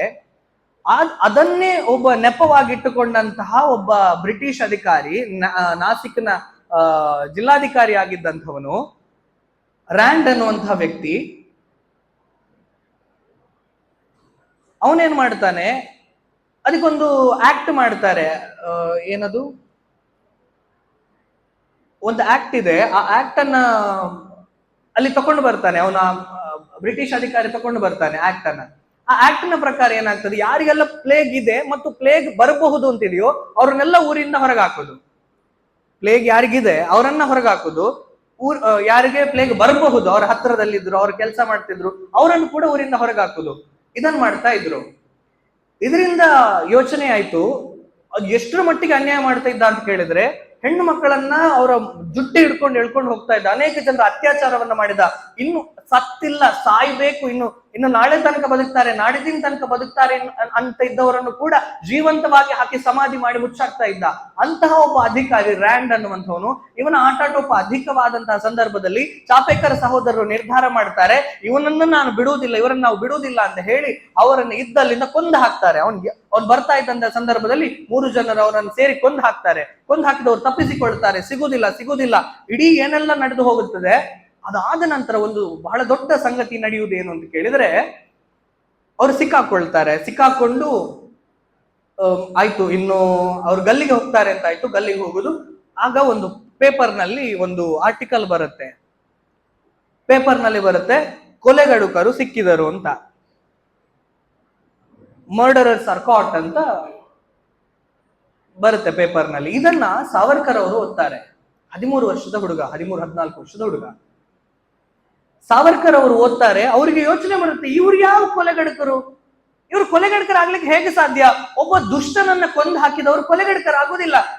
ಅವರು ತನ್ನ ಮನೆ ದೇವರಾದಂತಹ ಮಹಿಷಮರ್ದಿನಿಯ ಮುಂದೆ ನಿಂತ್ಕೊಂಡು ಪ್ರತಿಜ್ಞೆ ಮಾಡ್ತಾರೆ, ಅಮ್ಮ ನೀನು ಮಹಿಷಾಸುರನನ್ನ ಕೊಂದಿದ್ದೀಯಲ್ಲ, ನಿನ್ನನ್ನ ಕೊಲೆಗಡುಕಿ ಅಂತ ಹೇಳಲಿಕ್ಕೆ ಸಾಧ್ಯ ಇದೆಯಾ ಅಂದ್ರೆ ದುಷ್ಟರ ಸಂಹಾರ ಮಾಡಿದವರು ಕೊಲೆಗಡಕರಲ್ಲ, ದುಷ್ಟರನ್ನ ಸಂಹಾರ ಮಾಡುವುದು ಅದು ಕೊಲೆ ಆಗೋದಿಲ್ಲ ಅಂತ ಹೇಳಿ ಅವರು ಪೇಪರ್ ನಲ್ಲಿ ಆರ್ಟಿಕಲ್ ಬರೀತಾರೆ. ಸಾವರ್ಕರ್ 13-14 ವರ್ಷದ ಹುಡುಗ. ಆ ರೀತಿಯಾಗಿ ಸಾವರ್ಕರ್ ಅವರಿಗೆ ಪ್ರೇರಣೆ ಕೊಟ್ಟಂತಹ ಒಬ್ಬ ವ್ಯಕ್ತಿಗಳು ಇವರು. ಇವರ ಬಗ್ಗೆ ನಮಗೆ ಯಾರು ಹೇಳಿಕೊಡ್ಲಿಲ್ಲ. ನಂತರದಲ್ಲಿ ಅವರನ್ನ ಗಲ್ಲಿಗೇರಿಸ್ತಾರೆ. ಗಲ್ಲಿಗೇರುವಾಗ ಅವರು ಬಹಳ ಸಂತೋಷದಿಂದ ನಿಮಗೆ ಇದನ್ನು ಬಿಟ್ಟು ಬೇರೆ ಏನು ಮಾಡ್ಲಿಕ್ಕೆ ಸಾಧ್ಯ ಇದೆ, ನನ್ನನ್ನು ಗಲ್ಲಿಗೇರಿಸಬಹುದು, ಅದನ್ನು ಬಿಟ್ಟು ನಿಮ್ಗೆ ಏನು ಮಾಡ್ಲಿಕ್ಕೆ ಸಾಧ್ಯ ಇಲ್ಲ ಅನ್ನುವಂತರ ಮಟ್ಟಿಗೆ ಸಾಮರ್ಥ್ಯವನ್ನ ತೋರಿಸಿಕೊಂಡು ಅವರು ಗಲ್ಲಿಗೇರ್ತಾರೆ. ಇಂಥವರ ಬಗ್ಗೆ ನಮಗೆ ಹೇಳಿಕೊಡ್ಲಿಲ್ಲ. ಲಾಲಾ ಹರದಯಾಳ್ ಅಂತ ಇವರು ಎಷ್ಟು ಶ್ರೇಷ್ಠ ವ್ಯಕ್ತಿ ಅಂತ ಕೇಳಿದ್ರೆ, ಅಮೆರಿಕಾದಲ್ಲಿ ಗದರ್ ಅನ್ನುವಂತ ಒಂದು ಪೇಪರ್ ಅನ್ನ ಪ್ರಾರಂಭ ಮಾಡ್ತಾರೆ. ನಂತರದಲ್ಲಿ ಅದೇ ಪೇಪರ್ ಒಂದು ಪಕ್ಷವಾಗಿ ಅವರು ಅದನ್ನ ಮುಂದುವರಿಸ್ತಾರೆ. ಗದರ್ ಪಕ್ಷವನ್ನ ಸ್ಥಾಪನೆ ಮಾಡ್ತಾರೆ. ಸಾವರ್ಕರ್ ಅವರ ಪುಸ್ತಕವನ್ನ ಐರ್ಲೆಂಡ್ ನಲ್ಲಿ ಪ್ರಿಂಟ್ ಮಾಡುವಂತಹ ಸಮಿತಿಯಲ್ಲಿ ಇವರಿದ್ರು. ಇವರು ಮತ್ತು ಮೇಡಮ್ ಕಾಮ ಇಬ್ಬರು ಸೇರಿ ಅವರ ಪುಸ್ತಕವನ್ನ ಪ್ರಿಂಟ್ ಮಾಡ್ತಾರೆ. ಇವರು ಫ್ರಾನ್ಸ್ ನಲ್ಲಿ ಪುಸ್ತಕ ಪ್ರಿಂಟ್ ಮಾಡ್ತಾರೆ ಅಂತ ಹೇಳಿ ಫ್ರಾನ್ಸ್ ನಲ್ಲಿ ಈ ಪುಸ್ತಕವನ್ನ ಬ್ಯಾನ್ ಮಾಡಿದ್ರು. 1957 ಭಾರತದ ಸ್ವಾತಂತ್ರ್ಯ ಸಂಗ್ರಾಮ ಅಂತ. ನಮ್ಮ ಪಠ್ಯ ಪುಸ್ತಕಗಳು ಇವತ್ತಿಗೂ ಕೂಡ ಅದನ್ನ ಸಿಪಾಯಿ ದಂಗೆ ಅಂತ ಕರೀತದೆ. ಆ ಸಿಪಾಯಿ ದಂಗೆ ಅಲ್ಲ, ಅದು ಪ್ರಥಮ ಸ್ವಾತಂತ್ರ್ಯ ಸಂಗ್ರಾಮ ಅಂತ ಹೇಳಿದಂತಹ ಪುಸ್ತಕ ಅದು ಸಾವರ್ಕರ್ ಅವರು ಬರೆದದ್ದು. ಆ ಪುಸ್ತಕವನ್ನ ಇಟ್ಟುಕೊಂಡು ಅದನ್ನ ಪಬ್ಲಿಷ್ ಮಾಡ್ಬೇಕು ಅಂತ ಹೊರಡ್ತಾರೆ. ಪಬ್ಲಿಷ್ ಮಾಡ್ಲಿಕ್ಕೆ ಭಾರತದಲ್ಲಿ ಅದು ಪುಸ್ತಕ ಪ್ರಿಂಟ್ ಆಗುವುದಕ್ಕಿಂತ ಮೊದಲೇ ಬ್ಯಾನ್ ಆಗಿ ಹೋಗುತ್ತೆ. ಪ್ರಿಂಟ್ ಆಗುವುದಕ್ಕಿಂತ ಮೊದಲೇ ಬ್ಯಾನ್ ಆಗಿ ಹೋಗ್ತದೆ. ಆಗ ಏನ್ ಮಾಡುದು, ನಾವು ಫ್ರಾನ್ಸ್ ನಲ್ಲಿ ಅದನ್ನ ಬಿಡುಗಡೆ ಮಾಡ್ತೇವೆ ಅಂತ ಹೇಳಿ ಫ್ರಾನ್ಸ್ ನಲ್ಲಿ ಅದನ್ನು ಬಿಡುಗಡೆ ಮಾಡುವಂತ ತಯಾರಿಗಳನ್ನ ಮಾಡ್ತಾ ಇದ್ದೇವೆ ಅಂತ ಬ್ರಿಟಿಷರಿಗೆ ಒಂದು ಊಹಾಪೋಹವನ್ನ ತಯಾರಿಸ್ತಾರೆ. ಆದ್ರೆ ಅಲ್ಲಿ ಕೂಡ ಬ್ಯಾನ್ ಮಾಡ್ತಾರೆ. 2 ದೇಶಗಳಲ್ಲಿ ಬ್ಯಾನ್ ಆದಂತ ಮೊದಲ ಪುಸ್ತಕ ಸಾವರ್ಕರ್ ಬರೆದ 1857 ಪ್ರಥಮ ಸ್ವಾತಂತ್ರ್ಯ ಸಂಗ್ರಾಮ. ಆ ಪುಸ್ತಕವನ್ನ ಫ್ರಾನ್ಸ್ ನಲ್ಲೂ ಕೂಡ ಬ್ಯಾನ್ ಮಾಡ್ತಾರೆ. ಇವರು ಮಂಡೆ ಖರ್ಚು ಮಾಡ್ತಾರೆ. ಇವರು ಫ್ರಾನ್ಸ್ ನಲ್ಲಿ ಸುಳ್ಳು ಹೇಳಿದ, ಅಲ್ಲಿ ಪ್ರಿಂಟೇ ಮಾಡ್ತಿರ್ಲಿಲ್ಲ. ಅವರು ಐರ್ಲೆಂಡ್ಗೆ ಹೋಗಿ ಐರ್ಲೆಂಡ್ ನಲ್ಲಿ ಆ ಪುಸ್ತಕವನ್ನ ಪ್ರಿಂಟ್ ಮಾಡ್ತಾರೆ ಮತ್ತು ಅದನ್ನ ಬಿಡುಗಡೆ ಮಾಡ್ತಾರೆ. ಅದನ್ನ ಬಿಡುಗಡೆ ಮಾಡುವಂತಹ ಸಮಿತಿಯಲ್ಲಿ ಮುಖ್ಯವಾಗಿದ್ದಂಥವ್ರು ಇವರು ಗದರ್ ಅನ್ನುವಂತಹ ಪಕ್ಷವನ್ನ ಸ್ಥಾಪನೆ ಮಾಡ್ತಾರೆ. ನಂತರದಲ್ಲಿ ಅವರು ಅಮೆರಿಕಾದಲ್ಲಿ ಬಹಳ ಸಕ್ರಿಯವಾಗಿ ಕೆಲಸ ಮಾಡ್ತಾ ಇರುವಂತಹ ಸಂದರ್ಭದಲ್ಲಿ ಇವರು ಆ ಪುಸ್ತಕವನ್ನ ಪ್ರಿಂಟ್ ಮಾಡಿದ ಕಾರಣಕ್ಕೆ ಒಬ್ಬ ಪ್ರಮುಖ ಆರೋಪಿಯಾಗಿರ್ತಾರೆ. ಇವರಿಗೆ ಗೊತ್ತಾಗುತ್ತೆ, ಯಾರಿಗೆ, ಬ್ರಿಟಿಷರಿಗೆ ಗೊತ್ತಾಗ್ತದೆ. ಅಮೆರಿಕದಲ್ಲಿ ಹೇಳ್ತಾರೆ ಅಮೆರಿಕದವರಿಗೆ, ಇವರನ್ನ ನೀವು ನಮಗೆ ಒಪ್ಪಿಸ್ಬೇಕು ಅಂತ. ಆದ್ರೆ ಇವರು ಕೇಳುವುದಿಲ್ಲ. ಇವರು ಅದನ್ನು ತಪ್ಪಿಸಿಕೊಂಡು ಸಿಂಗಾಪುರಕ್ಕೆ ಬರ್ತಾರೆ. ಸಿಂಗಾಪುರದಿಂದ ಬೇರೆ ಬೇರೆ ಕಡೆಗೆ ಹೋಗಿ ಇನ್ನೊಂದು ಪಕ್ಷವನ್ನ ಸೇರಿಸಿಕೊಂಡು ಭಾರತದ ಮೇಲೆ ಬ್ರಿಟಿಷರ ವಿರುದ್ಧ ದಾಳಿ ಮಾಡಬೇಕು ಅಂತ ಹೊಂಚು ಹಾಕ್ತಾರೆ. ಆದ್ರೆ ನಮ್ಮ ದುರ್ದೈವ, ನಮ್ಮವನೇ ಒಬ್ಬ ಅಂದ್ರೆ ಭಾರತೀಯನೇ ಒಬ್ಬನ ಕಾರಣಕ್ಕೋಸ್ಕರವಾಗಿ ಇವರ ಏನು ದಾಳಿಯ ವಿಷಯ ಇದೆ ಅದು ಬ್ರಿಟಿಷರಿಗೆ ಗೊತ್ತಾಗ್ತದೆ, ಇವರನ್ನ ಹಿಡಿತಾರೆ. ನಮ್ಮ ಕರ್ಮ ಇದು. ಯಾವಾಗ ನಮ್ಮ ಏನು ಸ್ವಾತಂತ್ರ್ಯದ ಸಂಗ್ರಾಮ ಇದೆ, ಯಾವಾಗ್ಲೂ ಭಾರತಕ್ಕೆ ಸ್ವಾತಂತ್ರ್ಯ ಸಿಗ್ತಾ ಇತ್ತು. ನಮ್ಮಲ್ಲಿ ಇಂಥವ್ರು ಒಂದೊಂದು ಜನ ಇದ್ರು. ಆ ಕಾರಣಕ್ಕೋಸ್ಕರ ನಮ್ಗೆ ಇವತ್ತಿಗೂ ಕೂಡ ನಮ್ಗೇನು ಮಾಡ್ಲಿಕ್ಕೆ ಆಗ್ಲಿಲ್ಲ. ಅದು ಚನ್ನಭೈರಾದೇವಿಯಿಂದ ಹಿಡಿದು ಇವರ ತನಕ ಎಲ್ಲರೂ ಅನ್ಯಾಯವೇ ಮಾಡಿದ್ದು, ಎಲ್ಲರೂ ಕೂಡ. ಅನಂತ ಲಕ್ಷ್ಮಣ ಕಾನ್ಹರೆ ಇವ್ರ ಬಗ್ಗೆ ನಾನು ಹೆಸರನ್ನಾದ್ರೂ ಕೇಳಿದ್ದೇನೆ ಅಂತ ಹೇಳೋರು ಯಾರಾದ್ರೂ ಇದ್ದೀರಾ? ಇಲ್ಲಿ ತನಕ ನಾನು ಹೆಸರನ್ನಾದ್ರೂ ಕೇಳಿದ್ದೇನೆ ಇವ್ರದ್ದು. ಸಾವರ್ಕರ್ ಅವರ ಹೆಸರನ್ನ ಕೇಳಿದ್ದೇನೆ ಅಂತ ಹೇಳೋರು ಯಾರಿದ್ದೀರಿ? ಎಲ್ಲರಿದ್ದೇವೆ. ನೆನಪಿಟ್ಟುಕೊಳ್ಳಿ, ಸಾವರ್ಕರ್ ಜೈಲಿಗೆ ಹೋಗ್ಲಿಕ್ಕೆ ಇವ್ರ ಕಾರಣ. ಯಾಕೆ ಅಂತ ಹೇಳ್ತೇನೆ. ಅನಂತ ಲಕ್ಷ್ಮಣ ಕಾನ್ಹರೆ, ನಾನು ಆಗ ಹೇಳಿದ್ನಲ್ಲ ಪುಸ್ತಕ ಪ್ರಿಂಟ್ ಆಗ್ತಾ ಇತ್ತು ಅಂತ. ಪುಸ್ತಕ ಪ್ರಿಂಟ್ ಆದದ್ದು ಭಾರತಕ್ಕೆ ಬಂತು. ಆದ್ರೆ ಭಾರತದಲ್ಲಿ ಕೂಡ ಗೊತ್ತಿಲ್ಲದ ಹಾಗೆ ಪ್ರಿಂಟ್ ಮಾಡಬೇಕು ಅಂತ ಒಂದು ವಿಷಯ ಆಯಿತು. ಪುಸ್ತಕವನ್ನ ಪ್ರಿಂಟ್ ಮಾಡ್ಲಿಕ್ಕೆ ಸಾವರ್ಕರ್ ಅವರ ಅಣ್ಣ ಬಾಬು ಸಾವರ್ಕರ್ ಅವರು ಹೊರಡ್ತಾರೆ, ಪ್ರಿಂಟ್ ಮಾಡ್ತಾರೆ. ಪ್ರಿಂಟ್ ಮಾಡಿದ ಕಾರಣಕ್ಕೋಸ್ಕರವಾಗಿ ಬಾಬು ಸಾವರ್ಕರ್ ಅವರಿಗೆ ಅಂಡಮಾನ್ನ ಜೈಲು ಶಿಕ್ಷೆ ಆಗ್ತದೆ. 25 ವರ್ಷ. ಅಣ್ಣನಿಗೂ ಕೂಡ ಜೈಲು ಶಿಕ್ಷೆ ಆಗುತ್ತೆ. 25 ವರ್ಷದ ಜೈಲು ಶಿಕ್ಷೆ ಆಗುತ್ತೆ. ಈ ಜೈಲು ಶಿಕ್ಷೆ ಆಯ್ತು. ಇದರಿಂದ ಕೋಪಗೊಳ್ಳುತ್ತಾರೆ. ಜಾಕ್ಸನ್ ಅನ್ನುವಂತ ಒಬ್ಬ ವ್ಯಕ್ತಿ ಅವರಿಗೆ ಜೈಲು ಶಿಕ್ಷೆಯನ್ನ ವಿಧಿಸಿರ್ತಾನೆ. ಇದರಿಂದ ಕೋಪಗೊಂಡಂತಹ ಅಭಿನವ ಭಾರತ, ಸಾವರ್ಕರ್ ಅವರು ಪ್ರಾರಂಭ ಮಾಡಿದ ಅಭಿನವ ಭಾರತ ಕೋಪಗೊಳ್ತದೆ. ಎಷ್ಟರ ಮಟ್ಟಿಗೆ ಕೋಪಗೊಳ್ಳುತ್ತದೆ ಅಂತ ಹೇಳಿದ್ರೆ, ಆ ಜಾಕ್ಸನ್ ಅನ್ನ ನಾವು ಬಿಡುದಿಲ್ಲ ಅಂತ ನಿರ್ಣಯ ಮಾಡ್ತಾರೆ. ಆಯ್ತು, ಬಿಡುವುದಿಲ್ಲ, ಹೌದು, ಅವನ್ ಕೊಲ್ಲುದು ಯಾರು ಅಂತ ಬೇಕಲ್ಲ. ಸಾವರ್ಕರ್ ಅವರು ಅವರು ಯುರೋಪ್ ನಲ್ಲಿದ್ರು, ಇಂಗ್ಲೆಂಡ್ ನಲ್ಲಿದ್ರು. ಅಲ್ಲಿಂದ ಪಿಸ್ತೂಲ್ ಅನ್ನ ಕಳಿಸಿಕೊಟ್ಟಿರ್ತಾರೆ. ಆ ಪಿಸ್ತೂಲ್ ಅನ್ನ ಹಿಡ್ಕೊಂಡು ಇದನ್ನ ಯಾರು ಚಲಾಯಿಸುವುದು ಅಂತ ಗೊತ್ತಿಲ್ಲ, ಯೋಚನೆ ಮಾಡ್ತಾ ಇದ್ದಾರೆ. ಆ ಹೊತ್ತಿಗೆ ಇವು ಬರ್ತಾನೆ. ಸಣ್ಣ ಹುಡುಗ ನೋಡಿ, ಎಷ್ಟು ಚೆನ್ನಾಗಿದ್ದಾನೆ. ಎಷ್ಟು ಪ್ರಾಯ ಇರ್ಬೋದು ಅವನಿಗೆ? 18-19 ವರ್ಷದ ಹುಡುಗ. ನಮ್ ಇಲ್ಲಿರುವಂತವರಿಗೆ, ಇಲ್ಲಿರುವ ಮಕ್ಕಳಿಗಿಂತ ಒಂದು 3-4 ವರ್ಷ ದೊಡ್ಡವನಿರಬಹುದು, ನನಗಿಂತ ಒಂದು 2-3 ವರ್ಷ ಸಣ್ಣವನು. ಅವನು ಹೇಳ್ತಾನೆ, ನಾನು ಕೊಲ್ತೇನೆ ಜಾಕ್ಸನ್ ಅನ್ನ ಅಂತ. ದೊಡ್ಡ ದೊಡ್ಡವರೆಲ್ಲ ಇದ್ದಾರೆ, ಮರಲ ಮಾರಾಯ ನಿನಗೆ ಅಂತ ಕೇಳ್ತಾರೆ. ಯಾಕೆ ಇಷ್ಟು ಸಣ್ಣ ಹುಡುಗ, ನಿನ್ಗೆ ಏನ್ ಗೊತ್ತಿದೆ, ನೀನ್ ಮಾಡ್ಲಿಕ್ಕೆ ಆಗಲ್ಲ. ಇವನಿಗೆ ಕೋಪ ಬರ್ತದೆ. ಅಲ್ಲಿದ್ದೊಂದು ಲ್ಯಾಟಿನ್ ಇದೆ, ನಮ್ಮ ಲ್ಯಾಟಿನ್ ಗೊತ್ತಲ್ಲ, ಅದು ಗ್ಲಾಸಿನ ಇದಿರ್ತದೆ, ಅದನ್ನು ಹೀಗೆ ಹಿಡ್ಕೊಳ್ತಾನೆ ಗಟ್ಟಿಯಾಗಿ. ಅದು ಬಿಸಿ ಇರ್ತದೆ, ಅದು ಸಾಮಾನ್ಯ ಬಿಸಿ ಅಲ್ಲ, ಬಿಸಿ ಇರ್ತದೆ. ಅದು ಇಡೀ ಡಬ್ ಅಂತ ಹೊಡೆದೋಗ್ತದೆ, ಅವನ ಕೈ ಪೂರ್ತಿ ರಕ್ತ ಆಗುತ್ತದೆ. ಅದನ್ನ ನೋಡಿದಂತ ಅಭಿನವ ಭಾರತದ ಉಳಿದವರಿಗೆ ಗೊತ್ತಾಗುತ್ತಾ, ನೀನು ಅವನನ್ನ ಕೊಲ್ತಿ ಅಂತ ಹೇಳ್ತಾರೆ. ಅವನನ್ನ ಕೊಲ್ಲುವುದಕ್ಕೆ ಅವನನ್ನ ರೆಡಿ ಮಾಡ್ತಾರೆ ಮತ್ತು ಅವನನ್ನ ಕೊಂದು ಹಾಕ್ತಾರೆ. ಆ ಜಾಕ್ಸನ್ ಅನ್ನ ಕೊಂದು ಹಾಕಿದವನು ಇವನು. ಅವನನ್ನ ಜಾಕ್ಸನ್ ಅನ್ನ ಕೊಂದು ಹಾಕಿದ ಅನ್ನುವ ಕಾರಣಕ್ಕೆ ಅವನಿಗೆ ಏನು ಪಿಸ್ತೂಲ್ ಅನ್ನ ಸಪ್ಲೈ ಮಾಡಿದ್ರು ಸಾವರ್ಕರ್ ಅನ್ನುವಂತಹ ಕಾರಣಕ್ಕೆ ಅವರಿಗೆ ಅಲ್ಲಿಂದ ಅವರಿಗೆ ಜೈಲು ಶಿಕ್ಷೆ ಆಯಿತು. ಅಂದ್ರೆ ನಾನು ಯಾಕೆ ಇವರು ಕಾರಣ ಹೇಳಿದೆ ಅಂತ ಹೇಳಿದ್ರೆ, ಇವನು ಕೊಲ್ಲುವುದಕ್ಕೆ ಪಿಸ್ತೂಲ್ ಕೊಟ್ಟದ್ದು ಸಾವರ್ಕರ್ ಅವರು. ಆ ಕಾರಣಕ್ಕೆ ಸಾವರ್ಕರ್ ಅವರಿಗೆ ಕಾಲಾಪಾನಿ ಶಿಕ್ಷೆ ಆಗಿತ್ತು. ಇದರ ಬಗ್ಗೆ ನಾವು ಯಾವತ್ತೂ ಯೋಚನೆ ಮಾಡುವುದಿಲ್ಲ. ಸಾವರ್ಕರ್, ಅಂಡಮಾನ್ ಅಷ್ಟೇ, ಅವರು ಹಿಂದೆ ಅನೇಕ ಜನರನ್ನು ಅವರು ತಯಾರು ಮಾಡಿದ್ರು. ಮದನ್ ಲಾಲ್ ದಿಂಗ್ರನ ಬಗ್ಗೆ ನಮ್ಗೆ ಯಾರಿಗೂ ಗೊತ್ತಿಲ್ಲ. ಮದನ್ ಲಾಲ್ ದಿಂಗ್ರ ಒಬ್ಬ ಶೋಕಿವಾಲ ಹುಡುಗ. ಅವನು ಯಾವಾಗ್ಲೂ ಏನ್ ಮಾಡ್ತಿದ್ದ, ಅವನು ಕ್ರೋಪ್ ಮಾಡಿಕೊಂಡು ಅವನ ಭಾರತ ಭವನದಲ್ಲಿ ಬರ್ತಾ ಇದ್ದಂತ ಹೆಣ್ಣು ಮಕ್ಕಳನ್ನು ನೋಡ್ಕೊಂಡು ಹೀಗೆ ತಿರ್ಗಾಡ್ತಾ ಇದ್ದಂತೆ. ಆ ಹುಡುಗನನ್ನ ಕರ್ಕೊಂಡು ಬರ್ತಾರೆ ಸಾವರ್ಕರ್ ಭಾರತ ಭವನಕ್ಕೆ. ಕರ್ಕೊಂಡು ಬಂದು ಅಲ್ಲಿ ಅವ್ರಿಗೆ ಹೇಳಿಕೊಡ್ತಾನೆ, ನೀನು ಭಾರತೀಯ ಮಾರಯ್ಯ, ಭಾರತದಲ್ಲಿ ನಾವು ದಾಸ್ಯದಲ್ಲಿದ್ದೇವೆ, ನಾವು ಅವರ ವಿರುದ್ಧ ಹೋರಾಟ ಮಾಡಬೇಕಾಗಿದೆ ಅಂತ ಅವನಿಗೆ ಹೇಳಿಕೊಡ್ತಾರೆ. ಒಬ್ಬ ಶೋಕಿವಾಲ, ಅವನಿಗೆ ದೇಶ ಅನ್ನುವಂಥದ್ದು ಕಲ್ಪನೆ ಕೂಡ ಇಲ್ಲದಂತ ಒಬ್ಬ ಹುಡುಗನಿಗೆ ಆ ರೀತಿಯಾದಂತ ಯೋಚನೆಗಳನ್ನ ಕೊಡ್ತಾರೆ. ನಂತರದಲ್ಲಿ ಅವನು ಒಬ್ಬ ಬ್ರಿಟಿಷ್ ಅಧಿಕಾರಿಯನ್ನ ಇಂಗ್ಲೆಂಡ್ ನಲ್ಲಿ ಕೊಂದು ಹಾಕಿ ಗಲ್ಲು ಶಿಕ್ಷೆಗೆ ವಿಧಿ ಆಗ್ತಾನೆ ಮದನ್ ಲಾಲ್ ದಿಂಗ್ರ ಗಲ್ಲು ಶಿಕ್ಷೆಗೆ ಹೋಗುವಾಗ ಅವನು ಇವನ ಮುಂದೆ, ಜಡ್ಜ್ನ ಮುಂದೆ ನಿಂತ್ಕೊಂಡು ಒಂದು ಮಾತು ಹೇಳ್ತಾನೆ. ಜಡ್ಜ್ ಅಲ್ಲ, ಸಾರಿ, ಇದು ಕುಣಿಕೆಯ ಮುಂದೆ ನಿಂತ್ಕೊಂಡು ಒಂದು ಮಾತು ಹೇಳ್ತಾನೆ. ತಾಯಿ ಭಾರತೀಯನ್ನ ನೆನಪಿಸ್ಕೊಂಡು ಮಾತು ಹೇಳ್ತಾನೆ, ನೆನ್ಪಿಟ್ಕೊಳ್ಳಿ. ಇಂಗ್ಲೆಂಡ್ ನಲ್ಲಿ, ಭಾರತದಲ್ಲ, ಇಂಗ್ಲೆಂಡ್ ನಲ್ಲಿ ಅವಳು ಹೇಳ್ತಾನೆ, ಅಮ್ಮ ಅಂದ್ರೆ ಭಾರತ ಮಾತೆ, ನೀನು ದೊಡ್ಡ ತಾಯಿ, ನಾನೊಬ್ಬ ದಡ್ಡ ಮಗ. ನೀನು ದೊಡ್ಡ ತಾಯಿ, ನಾನು ದಡ್ಡ ಮಗ. ನಿನ್ನಂತಹ ದೊಡ್ಡ ತಾಯಿಗೆ ನನ್ನಂತಹ ದಡ್ಡ ಮಗ ತನ್ನ ಪ್ರಾಣವನ್ನಲ್ಲದೆ ಇನ್ನೇನನ್ನು ತಾನೇ ಕೊಟ್ಟಾನು ಅಂತ. ಕಲ್ಪನೆಗಳು ಎಷ್ಟರ ಮಟ್ಟಿಗೆ ಒಬ್ಬ ಶೋಕಿವಾಲನನ್ನ ಅಷ್ಟು ದೊಡ್ಡ ಶ್ರೇಷ್ಠ ಕ್ರಾಂತಿಕಾರಿಯನ್ನಾಗಿ ಬದಲಾಯಿಸಿದ ಸಾವರ್ಕರ್ ಅವರು. ಅವರ ಬಗ್ಗೆ ನಾವು ಇವತ್ತಿಗೆ ಏನು ಅಪಪ್ರಚಾರಗಳನ್ನು ನೋಡ್ತೇವೆ.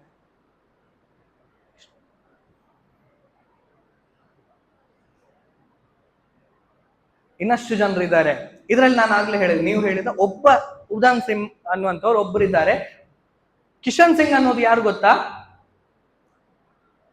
ಕಿಶನ್ ಸಿಂಗ್ ಭಗತ್ ಸಿಂಗ್ ಅವರ ಚಿಕ್ಕಪ್ಪ. ಅವರು ಕೂಡ ಬಹಳ ದೊಡ್ಡ ಕ್ರಾಂತಿಕಾರಿ. ಅವರ ಬಗ್ಗೆ ನಾವು ಯಾವುದನ್ನು ಕೂಡ ತಿಳಿದುಕೊಳ್ಳುವಂತಹ ಪ್ರಯತ್ನವನ್ನು ಮಾಡಲಿಲ್ಲ. ಭಟ್ಟುಕೇಶ್ವರ ದತ್ತ ಭಗತ್ ಸಿಂಗ್ ಟೀಮ್ ನಲ್ಲಿದ್ದ ಅತ್ಯಂತ ಕುಶಾಗ್ರಮತಿಯಾದಂತಹ ವ್ಯಕ್ತಿ ರಾಮ್ ಪ್ರಸಾದ್ ಬಿಸ್ಮಿಲ್ ಅವರು ಒಂದು ಕಥೆ ಇವತ್ತಿಗೂ ಕೂಡ ರೋಮಾಂಚನವಾಗುತ್ತದೆ. ಅವರು ಜೈಲ್ನಲ್ಲಿ ಇದ್ದಾರೆ. ನಾಳೆ ಬೆಳಗ್ಗೆ ಅವರನ್ನ ಗಲ್ಲಿಗೇರಿಸಬೇಕು. ಅವರ ತಾಯಿ ಅವರನ್ನ ನೋಡ್ಲಿಕ್ಕೆ ಬರ್ತಾರಂತೆ. ತಾಯಿ ನೋಡ್ಲಿಕ್ಕೆ ಬಂದಾಗ ಅವನಿಗೆ ಅಂದ್ಕೊಳ್ತಾನೆ, ತಾಯಿ ನನ್ನ ನೋಡ್ಲಿಕ್ಕೆ ಬರ್ತಾ ಇದ್ದಾರೆ, ನಾನು ನಾಳೆ ಸಾಯ್ತಾ ಇದ್ದೇನೆ, ನನ್ನ ತಾಯಿಯ ದುಃಖವನ್ನ ತಡ್ಕೊಳ್ಲಿಕ್ಕೆ ಆಗ್ಲಿಕ್ಕಿಲ್ಲ, ಅವ್ರು ಕೂಗಬಹುದು ಅಂತ ಹೇಳಿ ಇವನಿಗೆ ಆ ಬೇಸರವನ್ನ ತಾಳಿಕೊಳ್ಳಿಕ್ಕೆ ಆಗದೆ ಅವನಿಗೆ ಕೂಗಿ ಬಿಡ್ತಾನೆ. ಆಗ ತಾಯಿ ಬಂದು ಅವನಿಗೆ ಬೈತಾರೆ, ಏನು ಮಾಡ್ತಾ ಇದ್ದಿ ಮಾರಯ್ಯ, ನನ್ನ ಮಗ ನನ್ನ ದೇಶಕ್ಕೋಸ್ಕರ ಪ್ರಾಣವನ್ನ ಬಿಡ್ತಾ ಇದ್ದಾನೆ ಅಂತ ಹೆಮ್ಮೆಯಿಂದ ನಿನ್ನನ್ನು ನೋಡ್ಲಿಕ್ಕೆ ಬಂದ್ರೆ ನೀನ್ ಅಳ್ತಾ ಇದೀಯಲ್ಲ ಮಾರಯ್ಯ ಅಂತ ಅವನ ತಾಯಿ ಅವನಿಗೆ ಹೇಳ್ತಾರೆ, ರಾಮ್ ಪ್ರಸಾದ್ ಬಿಸ್ಮಿಲ್ನಿಗೆ. ಆಗ ರಾಮ್ ಪ್ರಸಾದ್ ಬಿಸ್ಮಿಲ್ ಹೇಳ್ತಾನೆ, ನಾನು ಸಾಯ್ತಾ ಇದ್ದೇನೆ, ನಾಳೆ ಸಾಯ್ತಾ ಇದ್ದೇನೆ ಅನ್ನುವ ಭಯದಿಂದ ಕಣ್ಣೀರು ಹಾಕ್ತಾ ಇಲ್ಲ ತಾಯಿ. ನಾನ್ ನಾಳೆ ಸಾಯ್ತಾ ಇದ್ದೇನೆ ಅಂತ ಹೇಳಿ ಕಣ್ಣೀರು ಹಾಕ್ತಾ ಇಲ್ಲ. ನಾನು ಕಣ್ಣೀರು ಹಾಕ್ತಾ ಇರೋದು ಯಾಕೆ ಅಂತ ಹೇಳಿದ್ರೆ, ನಿನ್ನಂತ ಅಮ್ಮ ನನ್ನ ದೇಶದಲ್ಲಿ ಹುಟ್ಟಲಿಲ್ಲವಲ್ಲ, ಆ ಕಾರಣಕ್ಕೋಸ್ಕರ ಕಣ್ಣೀರು ಹಾಕ್ತಾ ಇದ್ದೇನೆ. ನಿನ್ನಂತ ತಾಯಿ ಹುಟ್ಟಿದ್ದಿದ್ರೆ ನನ್ನಂತಹ ಮಗ ಹುಟ್ಟುತ್ತಾ ಇದ್ದ. ನನ್ನಂತಹ ಮಗ ಹುಟ್ಟಿದ್ದಿದ್ರೆ ಇವತ್ತು ಬ್ರಿಟಿಷರ ವಿರುದ್ಧ ನಾವು ಇಷ್ಟು ಹೋರಾಟ ಮಾಡ್ಬೇಕಾಗಿ ಬರ್ತಿರ್ಲಿಲ್ಲ. ಯಾಕಂತ ಹೇಳಿದ್ರೆ ಅವರಿಗೆ ಭಾರತದ ಒಳಗೆ ಪ್ರವೇಶವನ್ನೇ ನಾವು ಕೊಡ್ತಾ ಇರ್ಲಿಲ್ಲ ಅಂತ ಹೇಳುವ ರಾಮ್ ಪ್ರಸಾದ್ ಬಿಸ್ಮಿಲ್ನ ಬಗ್ಗೆ ನಾವು ಯಾವತ್ತೂ ಯೋಚನೆ ಮಾಡ್ಲಿಲ್ಲ. ನಾವು ಯಾವತ್ತೂ ಅವನ ಬಗ್ಗೆ ನಮ್ಮ ಪಠ್ಯ ಪುಸ್ತಕದಲ್ಲಿ ಹೇಳುವಂತಹ ಪ್ರಯತ್ನಗಳನ್ನ ಮಾಡಲಿಲ್ಲ. ಈ ರೀತಿಯಾಗಿ ಅನೇಕ ಜನರಿದ್ದಾರೆ. 6 ಲಕ್ಷಕ್ಕೂ ಅಧಿಕ ಜನರು ತಮ್ಮ ಪ್ರಾಣವನ್ನ ಕಳೆದುಕೊಂಡಿದ್ದಾರೆ ನನ್ನ ದೇಶಕ್ಕೋಸ್ಕರ. ಆದ್ರೆ ಯಾರನ್ನೂ ಕೂಡ ನಾವು ಹೇಳೋದಿಲ್ಲ. ನಮ್ಮ ದೇಶದಲ್ಲಿ ಮಹಾತ್ಮ ಗಾಂಧೀಜಿ, ಜವಾಹರ್ಲಾಲ್ ನೆಹರು, ಸರ್ದಾರ್ ವಲ್ಲಭಭಾಯಿ ಪಟೇಲ್, ಶಾಸ್ತ್ರಿ, ಇನ್ನೊಬ್ರು ಮತ್ತೊಬ್ರು, ಅಂದ್ರೆ ಅವ್ರು ಮಾಡ್ಲಿಲ್ಲ ಅನ್ನುವಂಥದ್ದನ್ನ ನಾನು ಹೇಳ್ತಾ ಇಲ್ಲ. ಇವರನ್ನ ಮೀರಿದ ಅನೇಕ ಜನರಿದ್ದಾರಲ್ಲ, ಅವರ ಬಗ್ಗೆ ತಿಳಿಯುವ ಪ್ರಯತ್ನಗಳಾಗಬೇಕಲ್ಲ. ಆ ತಿಳಿಯುವ ಪ್ರಯತ್ನಗಳನ್ನ ನಾವು ಮಾಡದ ಹೊರತು ನಮ್ಮ ದೇಶದ ಇತಿಹಾಸವನ್ನ ನಾವೇನೋ ಬರಿದು ಬಿಡುತ್ತೇವೆ, ನಮ್ಮ ದೇಶದ ಇತಿಹಾಸ ಹಾಗೆ ಹೀಗೆ ಅಂತ ನಾವು ಹೇಳಲಿಕ್ಕೆ ಹೊರಟ್ರೆ ಸಾಧ್ಯವೇ ಇಲ್ಲ.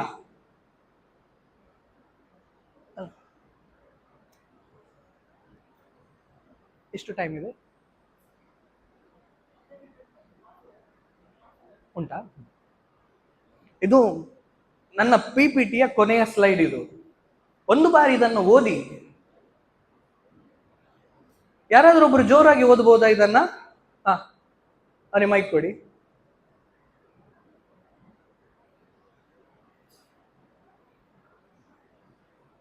ಅನೇಕ ಹೂವುಗಳು ಅರಳುತ್ತವೆ, ಅರಳಿ ಬಾಡಿ ಉದುರಿ ಹೋಗುತ್ತವೆ, ಅವನು ಯಾರು ಲೆಕ್ಕಿಸುತ್ತಾರೆ? ಗಜೇಂದ್ರನು ಶ್ರೀಹರಿಗೂ ಪೂಜೆಗೆಂದು ಅರ್ಪಿಸಿದ ತಾವರೆಯ ಧನ್ಯ.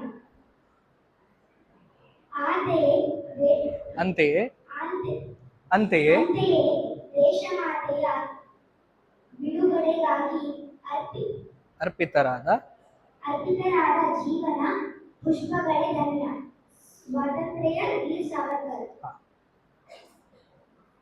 ಇದು ನಾವು ಪ್ರತಿದಿನ ನಮ್ಮ ತಲೆಯಲ್ಲಿ ಬರಬೇಕಾದಂತಹ ಒಂದು ವಿಷಯ. ಇದು ಬಾಬು ಸಾವರ್ಕರ್ ಅವರು ಜೈಲಿಗೆ ಹೋಗಿರ್ತಾರೆ. ಅಂಡಮಾನಿಗೆ ಅವರಿಗೆ ಶಿಕ್ಷೆ ಆಗಿರ್ತದೆ, ಕಾಲಾಪಾನಿ ಆಗಿರ್ತದೆ. ಇಂಗ್ಲೆಂಡ್ ನಲ್ಲಿ ಸಾವರ್ಕರ್ ಅವರು ಇರ್ತಾರೆ. ಸಾವರ್ಕರ್ ಅವರಿಗೆ ಅವರ ಅತ್ತಿಗೆ ಯಶೋಧ ಒಂದು ಪತ್ರವನ್ನು ಬರೀತಾರೆ. ಆ ಪತ್ರದಲ್ಲಿ ಅವ್ರು ಹೇಳ್ತಾರೆ, ನಮಗಿದ್ದವನು ಈಗ ನೀನೊಬ್ಬ, ನನ್ನ ಗಂಡ ಒಬ್ಬ, ಮತ್ತು ಅವ್ರ ತಮ್ಮ ಒಬ್ಬ, 3 ಜನ ಇದ್ರಿ ನೀವು. ನೀನು ಹೋಗಿ ಅಲ್ಲಿ ಕೂತಿದ್ದಿ ಇಂಗ್ಲೆಂಡ್ ನಲ್ಲಿ, ಇವರು ಇಲ್ಲಿ ಹೋರಾಟ ಮಾಡ್ತೇನೆ ಅಂತ ಹೇಳಿ ಕಾಲಾಪಾನಿಗೆ ಹೋಗಿದ್ದಾರೆ.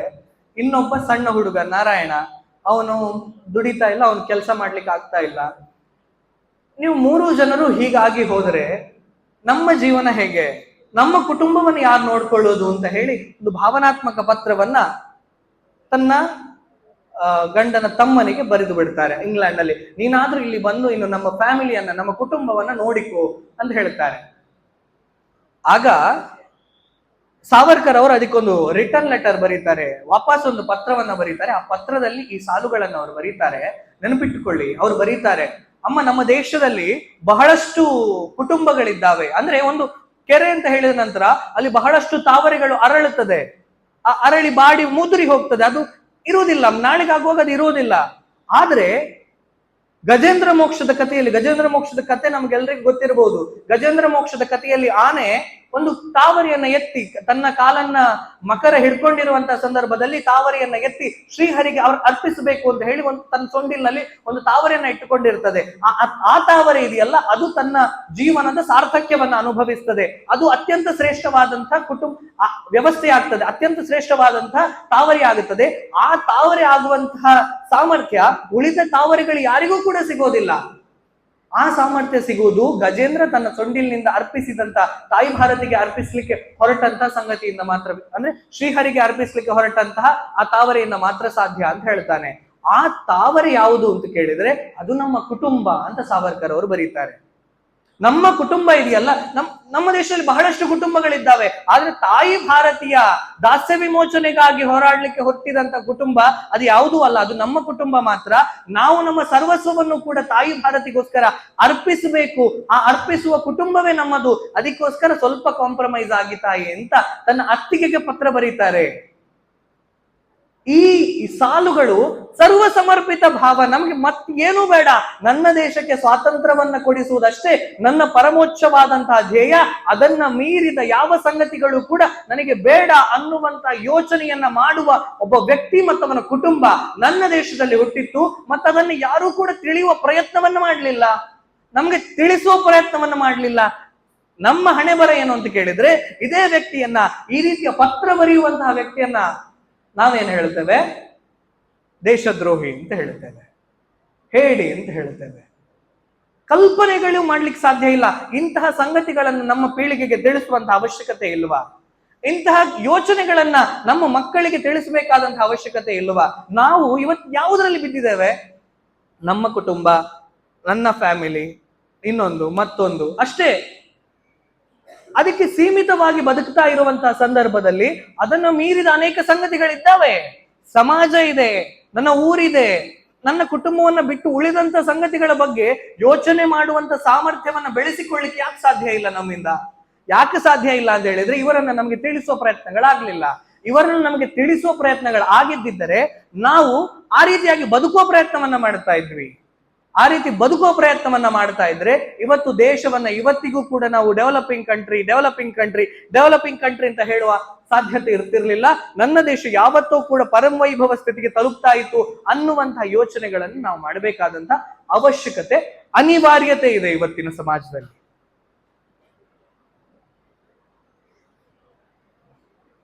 ಲಾಲ್ ಬಹದ್ದೂರ್ ಶಾಸ್ತ್ರಿ ಅವರ ಕಥೆಯನ್ನು ನಾವೆಲ್ಲರೂ ಕೂಡ ಕೇಳಿದ್ದೇವೆ. ಒಬ್ಬ ಶ್ರೇಷ್ಠ ವ್ಯಕ್ತಿತ್ವದ ವ್ಯಕ್ತಿ ಅವರು ಎಷ್ಟರ ಮಟ್ಟಿಗೆ ತನ್ನ ಸರ್ವಸ್ವವನ್ನು ದೇಶಕ್ಕೋಸ್ಕರ ಅರ್ಪಿಸಿದ್ರು ಅಂತ ಕೇಳಿದ್ರೆ, ಅವರು ರೈಲ್ವೆ ಮಿನಿಸ್ಟರ್ ಆಗಿದ್ದ ಸಂದರ್ಭದಲ್ಲಿ ಒಂದು ರೈಲ್ವೆ ಆಕ್ಸಿಡೆಂಟ್ ಆಯ್ತು ಅನ್ನೋ ಕಾರಣಕ್ಕೆ ತನ್ನ ಪೋಸ್ಟ್ಗೆ ರಾಜೀನಾಮೆಯನ್ನು ಕೊಡ್ತಾರೆ.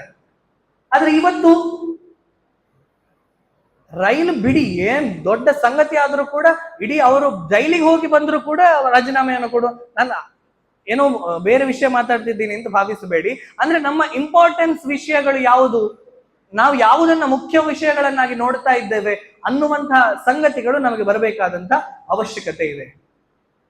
ನೋಡಿ, ನಮ್ಮ ದೇಶಕ್ಕೆ ಪ್ರಾರಂಭದಿಂದ ಹಿಡಿದು ಇವತ್ತಿನ ತನಕ ಎಷ್ಟು ಜನರು ದಾಳಿ ಮಾಡಿದ್ರು. ಗ್ರೀಕರು, ಶಕರು, ಹೂಣರು, ಮೊಘಲರು, ತುರ್ಕರು, ಅರಬರು, ಅಫ್ಘನರು, ಪೋರ್ಚುಗೀಸರು, ಫ್ರೆಂಚರು, ಡಚ್ಚರು, ಇಂಗ್ಲಿಷರು, ಇವತ್ತು ಚೀನಾ, ಪಾಕಿಸ್ತಾನ, ನೇಪಾಳ, ಶ್ರೀಲಂಕಾ ಕೂಡ, ಬಾಂಗ್ಲಾದೇಶ್ ಎಲ್ಲರೂ ನಮ್ಮ ಮೇಲೆ ದಾಳಿ ಮಾಡ್ತಾ ಇದ್ದಾರೆ.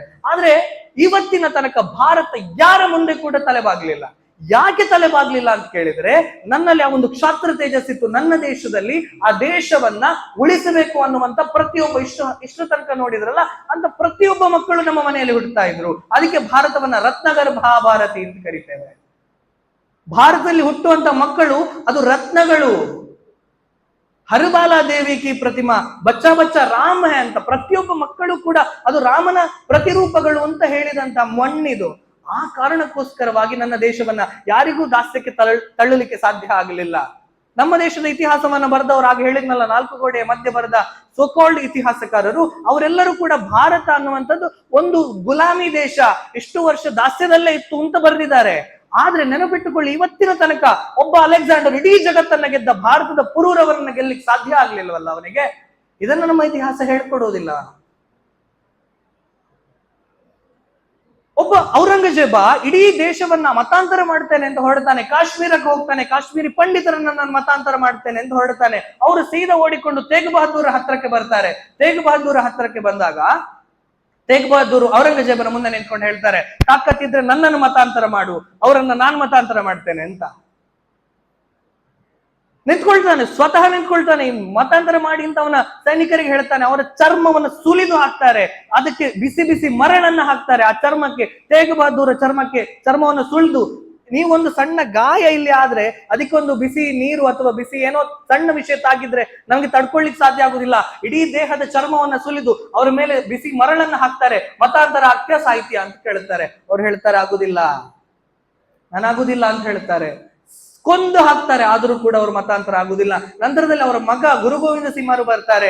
ಅವರ ಇಬ್ಬರು ಮಕ್ಕಳನ್ನ ಅವರ ಕಣ್ಣ ಮುಂದೆ ಗೋಡೆಯನ್ನ ಕಟ್ಟಿ ಅದರಲ್ಲಿ ಇಬ್ಬರು ಮಕ್ಕಳನ್ನ ನಿಲ್ಲಿಸಿ ಅವರ ಮೇಲೆ ಮಣ್ಣನ್ನ ಹಾಕಿ ಅವರನ್ನ ಜೀವಂತ ಸಮಾಧಿ ಮಾಡಬೇಕು, ನಿಮ್ಮ ಮಕ್ಕಳನ್ನ ನಾನು ಸಮಾಧಿ ಮಾಡ್ತೇನೆ, ನೀನು ಮತಾಂತರ ಆಗು ಅಂತ ಕೇಳ್ತಾರೆ. ಅವ್ರು ಆಗುದಿಲ್ಲ. ಆ ಮಕ್ಕಳ ಯೋಚನೆಯನ್ನ ನೋಡಿ. ಆ ಮಕ್ಕಳು, ಇಬ್ರು ಮಕ್ಕಳು, ಫತೇಹ್ ಸಿಂಹ ಮತ್ತು ಜೊರಾವರ ಸಿಂಹ ಅಂತ ಇಬ್ರು ಮಕ್ಕಳು ಇರ್ತಾರೆ. ಆ ಇಬ್ಬರು ಮಕ್ಕಳು, ಒಬ್ಬ ಅಣ್ಣ ಒಬ್ಬ ತಮ್ಮ ನಿಂತ್ಕೊಂಡಿರ್ತಾರೆ. ಅವರ ಮೇಲೆ ಮಣ್ಣು ಹಾಕ್ತಾ ಇದ್ದಾರೆ. ಮೇಲಿಂದ ಅಣ್ಣ ಕೂಗ್ತಾ ಇದ್ದಾನೆ. ಆಗ ತಮ್ಮ ಹೇಳ್ತಾನೆ, ಮಾರಯ್ಯ, ನನ್ನ ದೇಶಕ್ಕೋಸ್ಕರ, ನನ್ನ ಧರ್ಮಕ್ಕೋಸ್ಕರ ಪ್ರಾಣ ಬಿಡುವ ಖುಷಿಯಲ್ಲಿದ್ರೆ ನೀನು ಕೂಗ್ತಾ ಇದೀಯಲ್ಲ ಅಂತ ಕೇಳ್ತಾನೆ. ಅಣ್ಣನಿಗೆ ತಮ್ಮ ಕೇಳ್ತಾನೆ. ಆಗ ಅವನು ಹೇಳ್ತಾನೆ, ಹಾಗಲ್ಲ ತಮ್ಮ, ನಾನು ಅದಕ್ಕೋಸ್ಕರ ಕೂಗ್ತಾ ಇರುವುದಲ್ಲ. ನಾನು ಈ ಭೂಮಿಗೆ ನಿನಗಿಂತ ಮೊದಲು ಬಂದಿದ್ದೇನೆ. ಆದ್ರೆ ನನ್ನ ದೇಶಕ್ಕೋಸ್ಕರ ಪ್ರಾಣ ಬಿಡ್ಲಿಕ್ಕೆ ಆಗುವಾಗ ನೀನು ಮೊದಲು ಬಿಡ್ತೀಯಲ್ಲ. ಅಂದ್ರೆ ಸಣ್ಣವನಿದ್ದಾನಲ್ಲ, ಅವನು ಬೇಗ ಮುಚ್ಚಿ ಹೋಗ್ತಾನೆ, ನಾನು ನಂತರದಲ್ಲಿ ಮುಚ್ಚಿ ಹೋಗ್ತೇನೆ. ನನ್ನ ದೇಶಕ್ಕೋಸ್ಕರ ಪ್ರಾಣ ಬಿಡುವಾಗ ನಿನ್ನ ನಂತರ ನಾನು ಹೋಗ್ತೇನಲ್ಲ, ಅದಕ್ಕೋಸ್ಕರ ನನಗೆ ಬೇಸರವಾಗ್ತಾ ಇದೆ, ನಾನು ಅದಕ್ಕೋಸ್ಕರ ಕೂಗ್ತಾ ಇದ್ದೇನೆ ಅಂತ ಗುರು ಗೋವಿಂದ ಸಿಂಹನ ಮಕ್ಕಳು ಹೇಳ್ತಾರೆ. ಈ ಕಥೆ ನಮಗೆ ಹೇಳಿಕೊಡ್ಲಿಲ್ವಲ್ಲ. ಈ ರೀತಿಯಾದಂತಹ ಕಲ್ಪನೆಗಳು, ಈ ರೀತಿಯಾದಂತಹ ದೇಶಾಭಿಮಾನದ ಸಂಗತಿಗಳು ಯಾವತ್ತು ಬರ್ಲಿಕ್ಕೆ ಸಾಧ್ಯ? ಡಾಕ್ಟರ್ ಜಿ ಅವರ ಕಥೆಯನ್ನ ನಾವು ಕೇಳಿರ್ತೇವೆ.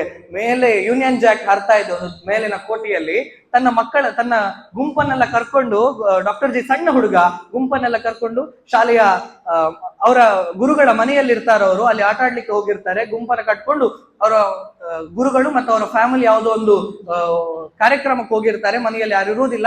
ತನ್ನ ಸ್ನೇಹಿತರನ್ನೆಲ್ಲ ಕರ್ಕೊಂಡು ಅಲ್ಲಿ ಮೇಲೆ ಒಂದು ಕೋಟೆಯ ಮೇಲೆ ಯೂನಿಯನ್ ಜಾಕ್ ಅಂದ್ರೆ ಬ್ರಿಟಿಷರ ಧ್ವಜ ಹಾರಾಡ್ತಾ ಇದೆ. ಆ ಯೂನಿಯನ್ ಜಾಕ್ ಅನ್ನ ತೆಗೆದು ಹಾಕಬೇಕು, ಹೇಗಾದ್ರೂ ಮಾಡಿ ಅಲ್ಲಿ ಭಾರತದ ತಿರಂಗ ಹಾರಿಸಬೇಕು, ಭಾರತದ ಧ್ವಜವನ್ನ ಹಾರಿಸಬೇಕು ಅಂತ ನಿರ್ಧಾರ ಮಾಡ್ತಾರೆ. ಹೋಗುದು ಹೇಗೆ ಅಲ್ಲಿಗೆ? ಹೋಗ್ಲಿಕ್ಕೆ ಬ್ರಿಟಿಷರು ಇದ್ದಾರೆ, ಅವರು ಬಿಡೋದಿಲ್ಲ ನಮ್ಮನ್ನ. ಅದು ಯೂನಿಯನ್ ಜಾಕಿ ಕೈ ಹಾಕ್ತೇವೆ ಅಂತ ಹೇಳಿದ್ರೆ ಸಾಧ್ಯವೇ ಇಲ್ಲ. ಹಾಗಾಗಿ ಹೋಗುದು ಹೇಗೆ? ಹಾಗೆ ಅವನ ಗುಂಪಿನಲ್ಲಿದ್ದವನು ಹೇಳ್ತಾನೆ, ನಾವೊಂದು ಸುರಂಗ ತೋಡಿ ಅಲ್ಲಿಗೆ ಹೋಗ್ಬಹುದು ಅಂತ ಒಬ್ಬ ಹೇಳ್ತಾನೆ. ಆಗ್ಬೋದು ಅಂತ ಹೇಳಿ ಸುರಂಗ ತೋಡ್ಲಿಕ್ಕೆ ಶುರು ಮಾಡ್ತಾರೆ. ತೋಡ್ತಾರೆ, ಇಡೀ ದಿನ ತೋಡ್ತಾರೆ. ಒಂದಿಷ್ಟು ಸಣ್ಣ ಮಕ್ಕಳು ಎಷ್ಟು ಸುರಂಗ ತೋಡ್ಲಿಕ್ಕೆ ಸಾಧ್ಯ ಇದೆ? ಆಗ ಅವರ ಗುರುಗಳು, ಯಾರ ಮಾಸ್ಟರ್, ಅವರ ಮನೆಯ ಓನರ್ ಬರ್ತಾರೆ. ಹೋಗುವಾಗ ಎಲ್ಲ ಮಕ್ಕಳು ಗುಂಡಿ ಒಳಗೆ ಮಣ್ಣು ತೆಗೆದು ಹೊರಗಾಗ್ತಾ ಇದ್ದಾರೆ. ಇವರು ಬಾವಿ ತೋಡ್ತಾ ಇದ್ದಾರೆ ಅಂತ ಹೇಳಿ ಹೋಗಿ ನೋಡುವಾಗ ಗೊತ್ತಾಗುತ್ತೆ. ಏನು ಅಂತ ಕೇಳ್ತಾರೆ. ಅಲ್ಲಿ ಯೂನಿಯನ್ ಜಾಕ್ ಇದೆ, ಅದನ್ನ ನಾವು ತೆಗಿಬೇಕು, ಅದಕ್ಕೋಸ್ಕರ ನಾವು ಗುಂಡಿ ತೋಡ್ತಾ ಇದ್ದೇವೆ ಅಂತ ಬೈತಾರೆ ಅವರಿಗೆ. ಅಣ್ಣ, ನೀನು ಹಾಗೆಲ್ಲ ಮಾಡ್ಲಿಕ್ಕೆ ಸಾಧ್ಯ ಇಲ್ಲ, ಆ ರೀತಿಯಾಗಿ ಹೋಗಿ ನೀನು ತೆಗಿಲಿಕ್ಕೆ ಸಾಧ್ಯ ಇಲ್ಲ, ಇನ್ನು ಹತ್ತಿರದಲ್ಲೇನೋ ಇಲ್ಲ ಅದು, ಮತ್ತೆ ಆ ರೀತಿಯಾಗಿ ಸುರಂಗ ಮಾಡ್ಲಿಕ್ಕೂ ಅದು ಸಣ್ಣ ಕೆಲಸ ಅಲ್ಲ. ಹಾಗಾಗಿ ನೀನು ಹಾಗೆ ಮಾಡಬೇಡ. ನಿನಗೆ ಆ ಯೂನಿಯನ್ ಜಾಕ್ ಅನ್ನ ತೆಗಿಬೇಕು ಅಂತ ಇದ್ರೆ ಒಂದು ದೊಡ್ಡ ಗುಂಪನ್ನ ಕಟ್ಟಿಕೋ. ನೀನು ಅವರ ವಿರುದ್ಧ ತೊಡೆ ತಟ್ಟಿ ನಿಲ್ಲುವ ಸಾಮರ್ಥ್ಯವನ್ನ ಬೆಳೆಸಿಕೋ. ಆಗ ಸ್ವತಃ ಅವರೇ ನಿನ್ನ ಕಾಲ್ ಕೆಳಗೆ ಬಂದು ಆ ಯೂನಿಯನ್ ಜಾಕ್ ಅನ್ನ ಇಡ್ತಾರೆ ಅಂತ ಗುರುಗಳು ಹೇಳ್ತಾರೆ. ಅದೇ ಕಾರಣಕ್ಕೋಸ್ಕರ ನಂತರದಲ್ಲಿ ರಾಷ್ಟ್ರೀಯ ಸ್ವಯಂ ಸೇವಕ ಸಂಘ ಅನ್ನುವಂತ ಒಂದು ಕ್ಷಾತ್ರ ಪರಂಪರೆಯನ್ನ ಅವರು ಸೃಷ್ಟಿ ಮಾಡ್ತಾರೆ.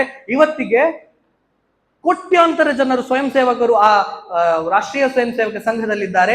ಇವತ್ತಿಗೆ ಭಾರತವನ್ನ ಉಳಿಸಿದ ಮತ್ತು ಭಾರತವನ್ನ ಉಳಿಸ್ಲಿಕ್ಕೆ ಕಟಿಬದ್ಧರಾಗಿರುವಂತ ಸಂಘಟನೆಯನ್ನ ಆ ಕಾಲದಲ್ಲಿ ತೋಡಿದಂತ ಒಂದು ಸಣ್ಣ ಗುಂಡಿಯ ಕಾರಣಕ್ಕೋಸ್ಕರ ಅವರು ನಿರ್ಧಾರ ಮಾಡ್ಲಿಕ್ಕೆ ಸಾಧ್ಯ ಆಗಿದೆ. ಆ ಒಂದು ವಿಷಯ ನಮ್ಮಲ್ಲಿ ಇಲ್ಲಿ ಬಹಳಷ್ಟು ಜನರು ನಾವು ಶಿಕ್ಷಕರಿದ್ದೇವೆ. ನಾವು ನಮ್ಮ ಮಕ್ಕಳಿಗೆ ಸಿಲೆಬಸ್ ಕಂಪ್ಲೀಟ್ ಮಾಡುವುದನ್ನ ಬಹಳಷ್ಟು ಗಂಭೀರವಾಗಿ ಹೇಳಿಕೊಡ್ತೇವೆ. ನಾಳೆ ಮಾರ್ಕ್ ಬರ್ಬೇಕು, ಇನ್ನೊಂದು ಬರ್ಬೇಕು, ಮತ್ತೊಂದು ಎಲ್ಲ ಅಗತ್ಯ ಇದೆ, ತುಂಬಾ ಇಂಪಾರ್ಟೆಂಟ್. ಮಾರ್ಕ್ ಬೇಕು, ಚೆನ್ನಾಗಿ ಓದ್ಬೇಕು, ಎಲ್ಲ ಸರಿ. ಆದ್ರೆ ಓದಿದ ನಂತರ ಏನು? ನಾಳೆ ಒಬ್ಬ ಐಎಎಸ್ ಆದವನು ಒಬ್ಬ ಜಿಲ್ಲಾಧಿಕಾರಿ ಆಗ್ತಾನೆ. ಒಂದು ಟೆಂಡರ್ ಪಾಸ್ ಮಾಡ್ಲಿಕ್ಕೆ ನನಗೆ ಎಷ್ಟು % ಕಮಿಷನ್ ಕೊಡಬೇಕು ಅನ್ನುವಂತ ಮಗುವನ್ನ ನೀವು ನಿಮ್ಮ ಶಾಲೆಯಲ್ಲಿ ಸೃಷ್ಟಿ ಮಾಡಿದ್ರೆ ಅದಕ್ಕಿಂತ ದೊಡ್ಡ ಭಯೋತ್ಪಾದನೆ ಇನ್ನೊಂದಿಲ್ಲ ದೇಶದಲ್ಲಿ. ಅಗತ್ಯಗೇನು? ಮಕ್ಕಳಿಗೆ ಸಂಸ್ಕಾರವನ್ನ ಕೊಡುವಂತಹ ಸಂಗತಿಗಳಿದೆಯಲ್ಲ, ಅದಾಗಬೇಕು. ನನ್ನ ದೇಶವನ್ನ ಉಳಿಸುವಂತ ಒಂದು ದೊಡ್ಡ ಪಡೆ ತಯಾರಾಗಬೇಕಾದಂತ ಅವಶ್ಯಕತೆ ಇದೆ. ನನ್ನ ದೇಶವನ್ನ ನಾನಾಗ್ಲೇ ಹೇಳಿದ್ನಲ್ಲ, ಪರಂ ವೈಭವಂ ನೇತು ಮೇ ತತ್ಸ್ವರಾಶ್ರಮ ಅಂತ ಹೇಳಿಕೊಂಡು ಬದುಕುವವರು ನಾವು. ನನ್ನ ದೇಶವನ್ನ ಪರಂ ವೈಭವ ಸ್ಥಿತಿಗೆ ಕೊಂಡು ಹೋಗುವುದು ಮಾತ್ರ ನನ್ನ ಜೀವಮಾನದ ಉದ್ದೇಶ ಅಂತ ಬದುಕುವಂತಹ ಯೋಚನೆಗಳು ನಮ್ಮಲ್ಲಿ ಬರಬೇಕು. ನಾವು ಬರುವುದಕ್ಕೋಸ್ಕರವಾಗಿ ಕಟಿಬದ್ಧರಾಗಿ ನಿಲ್ಲಬೇಕು. ಆ ಕಟಿಬದ್ಧರಾಗಿ ನಿಲ್ಲುವುದು ಹೇಗೆ? ಶಿವಾಜಿ ಮಹಾರಾಜರ ಕಥೆಗಳನ್ನ ನಾವು ಕೇಳಬೇಕು, ಸಾವರ್ಕರ್ ಅವರ ಕಥೆಗಳನ್ನ ಕೇಳಬೇಕು, ಸುಭಾಷ್ ಚಂದ್ರ ಬೋಸರ ಕ್ಷಾತ್ರದ ಕಥೆಗಳನ್ನ ನಾವು ಕೇಳಬೇಕು, ಗುರು ಗೋವಿಂದ ಸಿಂಹರು ನಮ್ಮ ಕಣ್ಣ ಮುಂದೆ ಬರಬೇಕು, ಫತೇ ಸಿಂಹ, ಜೊರಾವರ ಸಿಂಹನಂತವರು ನಮ್ಮ ಮನೆಯಲ್ಲಿ ಹುಟ್ಟಬೇಕು ಅನ್ನುವಂತ ಕಲ್ಪನೆಗಳಾಗಬೇಕು. ಆದ್ರೆ ನಾವೇನು ಮಾಡ್ತೇವೆ ಗೊತ್ತಾ? ನಾವೆಲ್ಲ ಸ್ಟೇಟಸ್ ಹಾಕ್ತೇವೆ. ನನ್ನ ದೇಶ ಹಾಗೆ, ನನ್ನ ದೇಶ ಹೀಗೆ, ನನ್ನ ದೇಶವನ್ನು ಉಳಿಸಬೇಕು, ನನ್ನ ದೇಶ ಅಪಾಯದಲ್ಲಿದೆ, ನನ್ನ ದೇಶ ಇನ್ನೊಂದು ಮತ್ತೊಂದು ಎಲ್ಲ ಹಾಕ್ತೇವೆ. ನಾವು ಸ್ಟೇಟಸ್ ಹಾಕ್ತೇವೆ. ಯಾರೋ ಒಬ್ರು ಕೇಳಿದ್ರಂತೆ, ನೀವು ಮೊನ್ನೆಲ್ಲ ಸ್ಟೇಟಸ್ ನೋಡಿದೆ ನಿಮ್ಮನ್ನು, ಏನ್ ಮಾಡ್ತಿದ್ದೀರಾ? ಇಲ್ಲ, ನಮ್ಮ ದೇಶದಲ್ಲಿ ಭಗತ್ ಸಿಂಗ್ ಅಂತವ್ರು ಹುಟ್ಟಬೇಕು, ನನ್ನ ದೇಶದಲ್ಲಿ ಸಾವರ್ಕರ್ ಅಂತವ್ರು ಹುಟ್ಟಬೇಕು, ನನ್ನ ದೇಶದಲ್ಲಿ ಸುಭಾಷ್ ಚಂದ್ರ ಬೋಸ್ ಅವರು ಅಂತವ್ರು ಹುಟ್ಟಬೇಕು ಅಂತ ಅದು ಕೇಳಿದ್ರಂತೆ. ಹೌದು, ನಿಮ್ಮ ಮಗನನ್ನೇ ಹಾಗೆ ಮಾಡ್ಬೋದಾ? ಅದಾಗುದಿಲ್ಲ. ಪಕ್ಕದ ಮನೆಯಲ್ಲಿ ಹುಟ್ಟಲಿ, ನಮ್ಮ ಮನೆಯಲ್ಲಿ ಬೇಡ. ನಮ್ಮ ಮನೆಯಲ್ಲಿ ಭಗತ್ ಸಿಂಗ್ ಹುಟ್ಟುದು ಬೇಡ. ಯಾಕೆ? 21 ವರ್ಷಕ್ಕೆ ಗಲ್ಲಿಗೆ ಇರ್ಬೇಕು ಅವನು. ನಮ್ಮ ಮನೆಯಲ್ಲಿ ಸುಭಾಷ್ ಚಂದ್ರ ಬೋಸ್ ಹುಟ್ಟುದು ಬೇಡ. ಯಾಕೆ? ಅವ್ರ ಸಾವು ಹೇಗಾಯ್ತು ಅಂದಲೇ ಗೊತ್ತಿಲ್ಲ.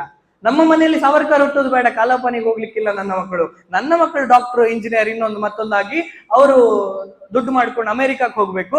ಉಳಿದ ಪಕ್ಕದ ಮನೆಯವರು ಬೇಕಾದ್ರೆ ಅವನ ದೇಶಕ್ಕಾಗ್ಲಿ, ಸೈನಿಕನಾಗ್ಲಿ, ಇನ್ನೊಂದಾಗ್ಲಿ ಮತ್ತೊಂದಾಗ್ಲಿ ಎಲ್ಲ ಆಗಬಹುದು.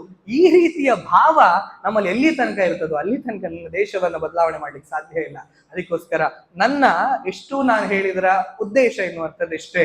ಪರಂ ವೈಭವಂನೇ ತುಮೆ ತತ್ಸ್ವರಾಶ್ರಮ ಅಂತ 3ನೇ ಬಾರಿ ಹೇಳ್ತಾ ಇದ್ದೇನೆ. ಯಾಕೆ ಮಾತನ್ನ ಹೇಳ್ತಾ ಇದ್ದೇನೆ ಅಂತ ಕೇಳಿದ್ರೆ, ನನ್ನ ದೇಶ ಅದು ಜಗತ್ತಿನ ಅತ್ಯಂತ ಶ್ರೇಷ್ಠ ದೇಶ. ಇನ್ನೊಂದು ಕಂಪೇರ್ ಮಾಡುವ ಇನ್ನೊಂದು ದೇಶ ಕೂಡ ಇರ್ಲಿಕ್ಕೆ ಸಾಧ್ಯ ಇಲ್ಲ. ಒಬ್ಬರು ಹಿರಿಯರು ನನ್ನ ದೇಶ ಅಂತ ಹೇಳಿದ್ರೆ ಏನು ಅಂತ ಒಂದು ಕಲ್ಪನೆಯನ್ನ ಕೊಟ್ಟರು. ಜಗತ್ತು ಅನ್ನುವಂಥದ್ದು ಒಂದು ಮನೆ ಅಂತ ಅಂದ್ಕೊಳ್ಳಿ. ಒಂದು ಮನೆ, ಜಗತ್ತು ಅಂದ್ರೆ ಒಂದು ಮನೆ. ಆ ಮನೆಯಲ್ಲಿ ಹೇಗೆ ಒಂದು ಹಾಲ್, ಒಂದು ಕಿಚನ್, ಒಂದು ದೇವರ ಕೋಣೆ, ಒಂದು ಟಾಯ್ಲೆಟ್, ಒಂದು ಬಾತ್ರೂಮ್, ಹೇಗೆ ಒಂದು ಮನೆ ಅಂತ ಹೇಳಿದ್ರೆ ಇರ್ತದೋ ಅದೇ ರೀತಿ ಜಗತ್ತು ಅನ್ನುವಂಥದ್ದು ಒಂದು ಮನೆ. ಅದರಲ್ಲಿ ದೇವರ ಕೋಣೆ ಯಾವುದು ಅಂತ ಕೇಳಿದ್ರೆ ಅದು ಭಾರತ. ಈ ಕಲ್ಪನೆಯನ್ನ ನಾವು ಯಾವಾಗ ನಮ್ಮ ಮಕ್ಕಳಿಗೆ ಹೇಳಿಕೊಡ್ತೇವಲ್ಲ, ಆಗ ನನ್ನ ದೇಶವನ್ನ ಯಾರಿಂದಲೂ ಏನೂ ಮಾಡ್ಲಿಕ್ಕೆ ಸಾಧ್ಯ ಇಲ್ಲ. ಈ ಯೋಚನೆಗಳು ನಮ್ಮ ಮಕ್ಕಳಿಗೆ ಬರಬೇಕಾದಂತ ಅವಶ್ಯಕತೆ ಇದೆ. ಅದಕ್ಕೋಸ್ಕರ ನಾವು ನಮ್ಮ ಇತಿಹಾಸ ಪ್ರಜ್ಞೆಯನ್ನ ಬೆಳೆಸಿಕೊಳ್ಳುವಂತ ಪ್ರಯತ್ನವನ್ನ ಮಾಡೋಣ ಅಂತ ಹೇಳ್ತಾ ನನ್ನ ಮಾತುಗಳನ್ನ ತಾಯಿ ಭಾರತೀಯ ಪಾದಪದ್ಮಗಳಿಗೆ ಅರ್ಪಿಸ್ತೇನೆ. ಧನ್ಯವಾದ.